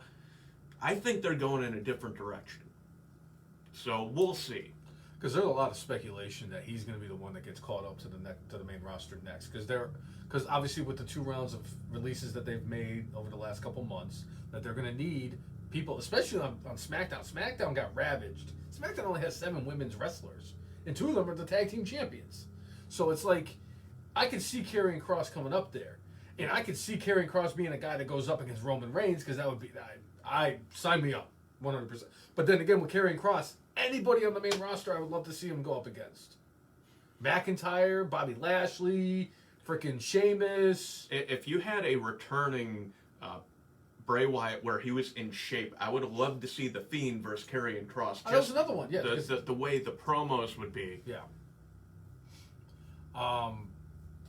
Andy, I don't know which one is the balding young buck. I'm going to just go with both of them. I think it's the guy that works with the brainless one, Matt Jackson. Associates himself. I don't work with Matt Jackson. Right. He's a piece of shit. Yeah? All the young bucks and the other Matt Jackson. And we'll see, rumors possibly of Adam Cole, baby, going up to SmackDown after SummerSlam, and we talked about it before. The Pat McAfee, the current announcer, has actually continued what could possibly be the rivalry that they started a couple years ago in NXT. I think my brain just melted. And maybe we get Kenny Omega versus Adam Cole, baby, at some point. Or maybe we get Kenny Omega versus Kevin Owens. That would be great. No, it wouldn't. It'd be terrible. It'd be the only thing worse than Eva Marie versus Nia Jax. Don't eat brown snow. How you doing, man? Always a pleasure. Evan man. Marks, Hall of Famer. Don't eat brown snow. And to this day, still has the greatest handle in the history of social media. Shit. And it's funny too, because like I know where I'm going with all the matches and the outcomes and all that stuff. I'm. It's going to be a shot in the dark for me in that Fatal 5-Way. I really have no idea which way they're going to go, because I could see them going a bunch of different directions in this. Because like you said, the easy money is on Karrion Kross, but I have a sneaking suspicion on somebody. But I'll wait till it gets to that point. We finished with NXT, so it is time for predictions. Before we get into our predictions, make sure you like, share, and comment, and get your friends to watch, view, and what have you. And we are at the FNMARKS on Facebook, on Instagram. Twitter, on Instagram, and on YouTube. And also look for us on Spotify. So make sure you like, share, all of that stuff out. All right, so let's get into the NXT In Your House card. Is there 5 matches? There are, Of course there is. 5 matches. Because it's NXT Takeover, and for whatever reason, we can only get 5 matches on the NXT Takeover card. All right, so for this, you know what? I like that they only have 5 matches because it allows them to be 20 to 30 minutes, and they don't have to rush. So. Really quick, Andy just asked, did the Authors of Pain retire? No, they did not. The Authors of Pain have come out specifically and said, "We ain't done, bitches." And it took a picture of them with Paul Ellering, which I love that, seeing that. Which tells me, based off of how AEW rolls, they're going to AEW. Oh, yeah, easily. Because AEW enjoys having a little bit of the nostalgia with the guys from the old NWA and WCW and moving it forward. So that's where they're going. One of the best things that AEW did this year was bring back J.J. Dillon. Right. I love seeing J.J. Dillon. Because he doesn't look too bad. No. Because he's like 9,000 years old. He's looked probably 65 years old for the last 30 years. Really quick, who was the WCW guy who used to get drunk all the time? Scott Hall? No, not he was on Clash 13. Was it Gordon Soley? Gordon Soley Soley was the raging alcoholic. And then the super duper old guy who was like 9 million years old. Hi! Sam something, I think? Sam Muchnick. Sam Muchnick. Yeah. Hi! From out of St. Louis. He was wrestling in the 1700s. Let's get back to TakeOver. Let's go. All right, so an interesting match here. Winner takes all. Bronson Reed and MSK going against Legado del Fantasma. So Bronson Reed, the North American champion, MSK, the tag champions. If Legado del Fantasma wins, that means Santos Escobar and his cohorts will become North American champion and tag team champions. Why am I really the only one that has a problem with the fact that Santos Escobar, who just lost the Cruiserweight Championship, is now in the North American title picture? No, I have a problem with that. What I have also a little bit of a problem with, it's like, if I'm Bronson Reed, am I trusting MSK? Because if one of MSK gets pinned, I lose my title. But on top of that, like, you know, with Legado del Fantasma, it's like, all right, ride or die. These people determine my life and my livelihood, where it's like Bronson Reed and MSK, they don't really have a connection. So Bronson Reed could lose his title conceivably with somebody who's not like... Without factoring in the decision. And it won't be like his brother in arms or anything. I don't know how I really feel about the booking of this. Anyway, I'm going with Bronson Reed and MSK. I think it's too early to take the titles off them. I think this is going to be a fun and fascinating matchup, though. I agree. I'll go with them. I just don't see, because I thought they were too quick to put the titles on MSK, but here we are. All right, so Mercedes Martinez is going against Xia Li.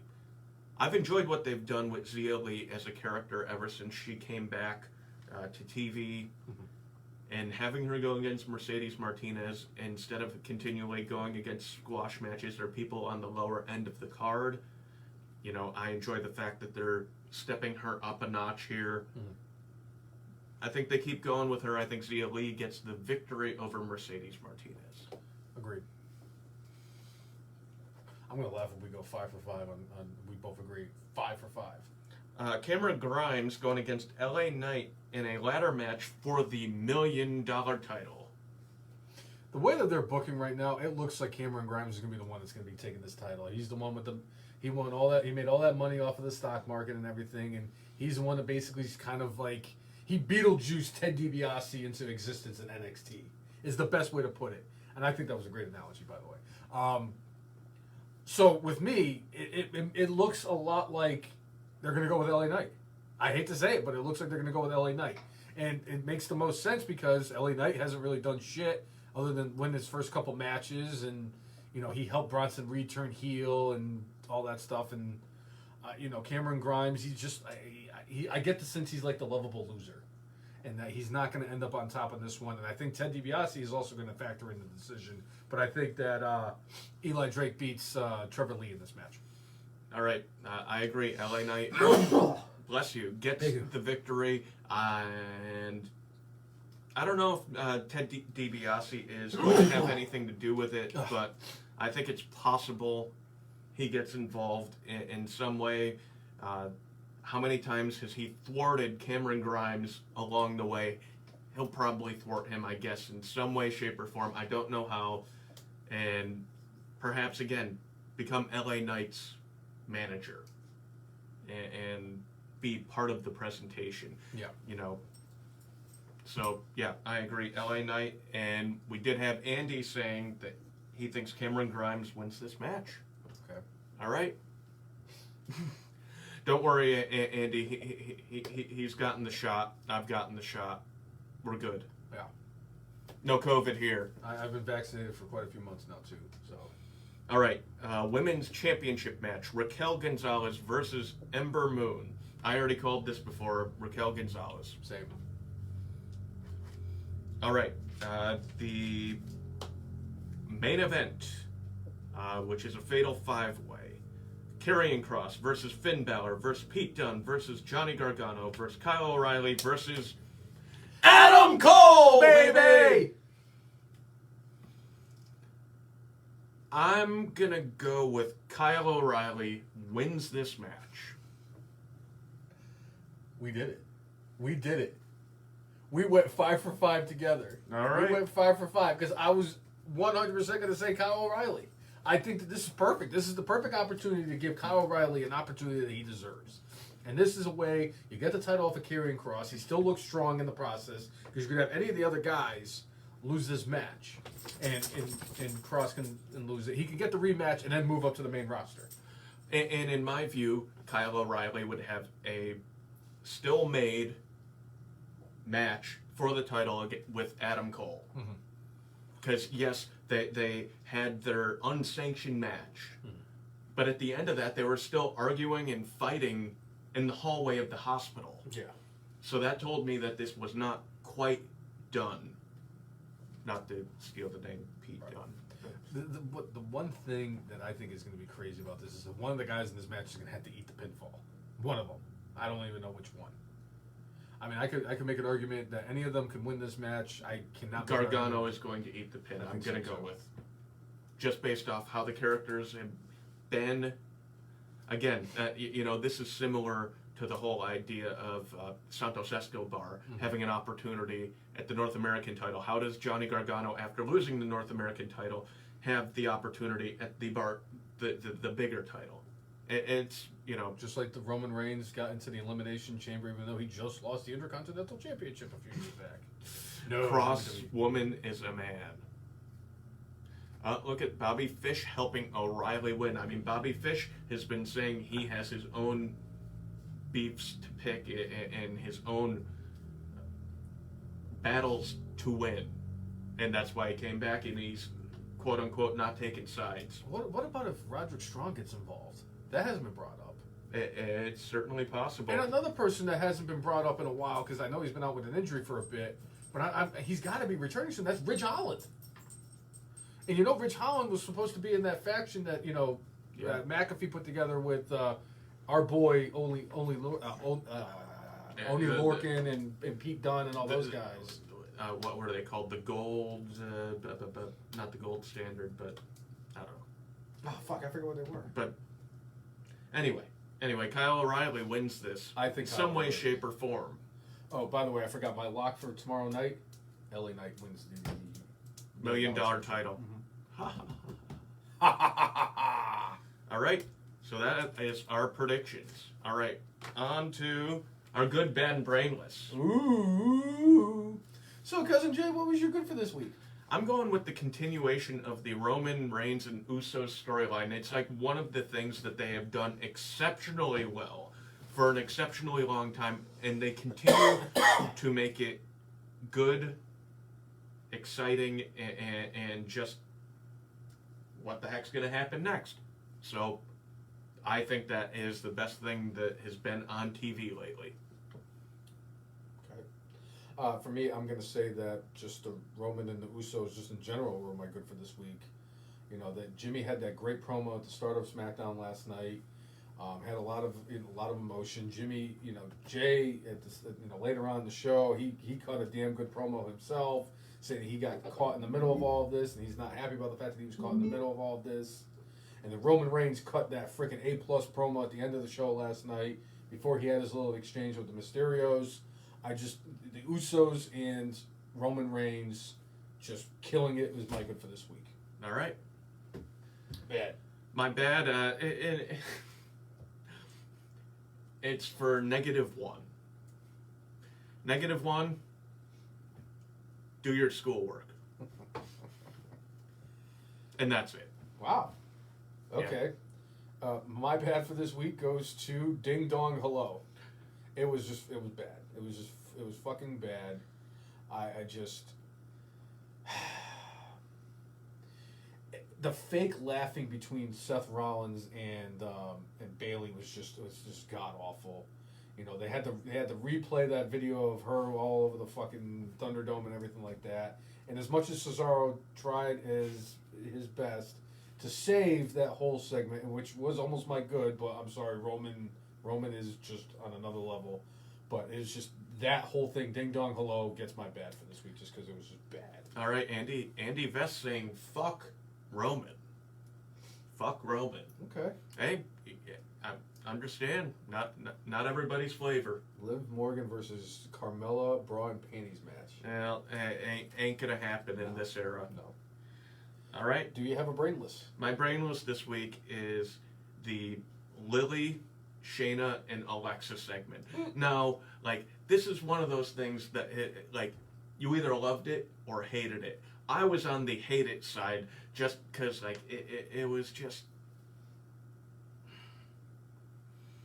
It was silly. Now, one thing I'll say is Shayna has gotten a little bit better at her delivery as far as promos. She used to be god-awful, and anytime she talked, I just wanted to jab a pen in my ear. She literally sounded like what vanilla ice cream would sound like.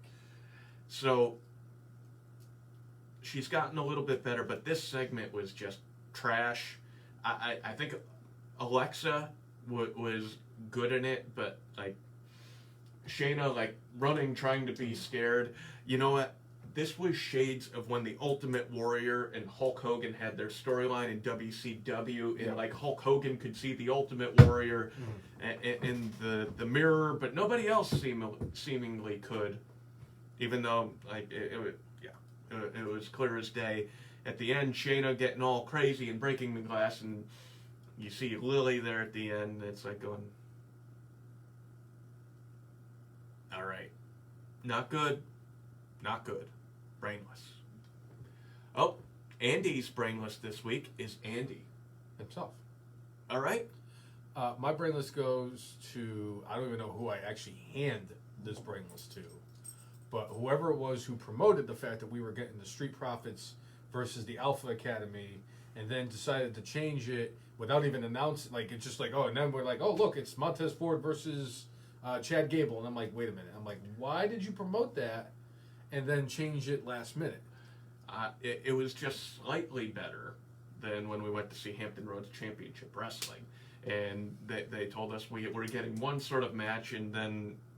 Oh, by the way, it's now an elimination match. After the pin. Needless to say, Cousin Jay and I are no longer allowed at Hampton Roast Championship Wrestling. Anyway, so I thought it was stupid because there was no real explanation as to why they decided that they promoted one match and then they gave us something different. Sure. Not that I was upset about the match itself, because obviously Gable and Ford had a hell of a match, and just to top it off, because it probably would have just been my bad, but like the fact that Otis kind of like got involved, and it was funny because like Otis went in there to try to break up the pinfall. The pinfall was already broken up, and Otis was in there, kind of nudged into Montez Ford, stood up and stood there, and I was just like, wait, what's going on right now? Why is it? And then they just rang the bell. So they completely dropped the ball on that whole thing with the Street Profits and the Alpha Academy. Sure. I just thought it just deserved my brainless. All right. From that. Good. Yeah. Yeah. So whether wow, I screwed that up. So if you are a first-time listener or somebody who is tuned in on a regular basis, whether it be Andy or Don't Eat Brown Snow or the Nicholas Brothers, make sure you like us on Facebook, follow us on Twitter, follow us on Instagram, and subscribe to us on YouTube at the letter G, the letter H, the letter E, the letter F, the letter N, M-A-R-K-S, the F and Marks. If you like, follow, and subscribe to us, we will do the same back. That has been our forte since day one as H. Yeah. So we're on Spotify, we're on Apple Podcasts, and there are a few other ones I can't remember off the top of my head. So if you've missed the show, they go up usually about a day later, sometimes even the same day, but they will go up there. So if you just have only time to listen, we are officially on all of those. So make sure you give a follow to us there, and also make sure you follow the All Elite Marks page on Facebook. That's where we go live every week. Set up the notifications so when we go live, you will know that we are live, so you can join in with the conversation. No, Nicole, it's not the mantra anymore. Right? I'll explain later. So, as far as Brock coming back for Lashley or Roman, who does Paul Heyman side with? I think personally, for now, Brock will go against Lashley, so Paul Heyman won't have to do the decision yet. I think that will be a match for later on down the road. Mm-hmm. That's my belief. Also, one more thing. Make sure you check out our Facebook and Instagram page probably tomorrow afternoon as the next version of the tournament, which we decided will be the talk shows of professional wrestling. So that'll be the new one that we do this weekend. It'll probably be tomorrow. Probably around the same time I did last week's, around 5 or 6. Yeah. That way people can get a time, not too late, not too early. All right. So let's close it up. All right. I think that's everything, though. I think we touched base on everything. Did we do our predictions? I think we did. We talked about the faction finals and the new tournament and all that stuff. And I'm brainless, and you're Nostradamus. And wait! What? There's one more thing. What's that brainless one? That's because today, on June 12th of 2021, at an astonishing 2,330 days, FM Mark is still alive in the 2015 Royal Rumble.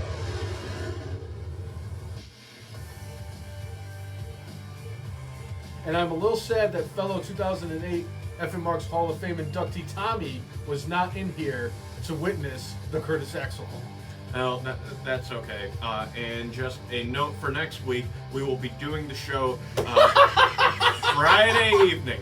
We're doing the show Friday evening in the United States next week. So you can tune in so you can get our Hell in the Cell predictions and whatever craziness goes on, and a review of NXT Takeover in your house. Tommy, I love you. So for episode 225 of the FM Marks podcast, I'm Jay. And I'm always brainless. Make sure you mark out. With your guac out. See you, everybody. Enjoy NXT in your house. Oh, God. Yeah? Yeah? Yeah!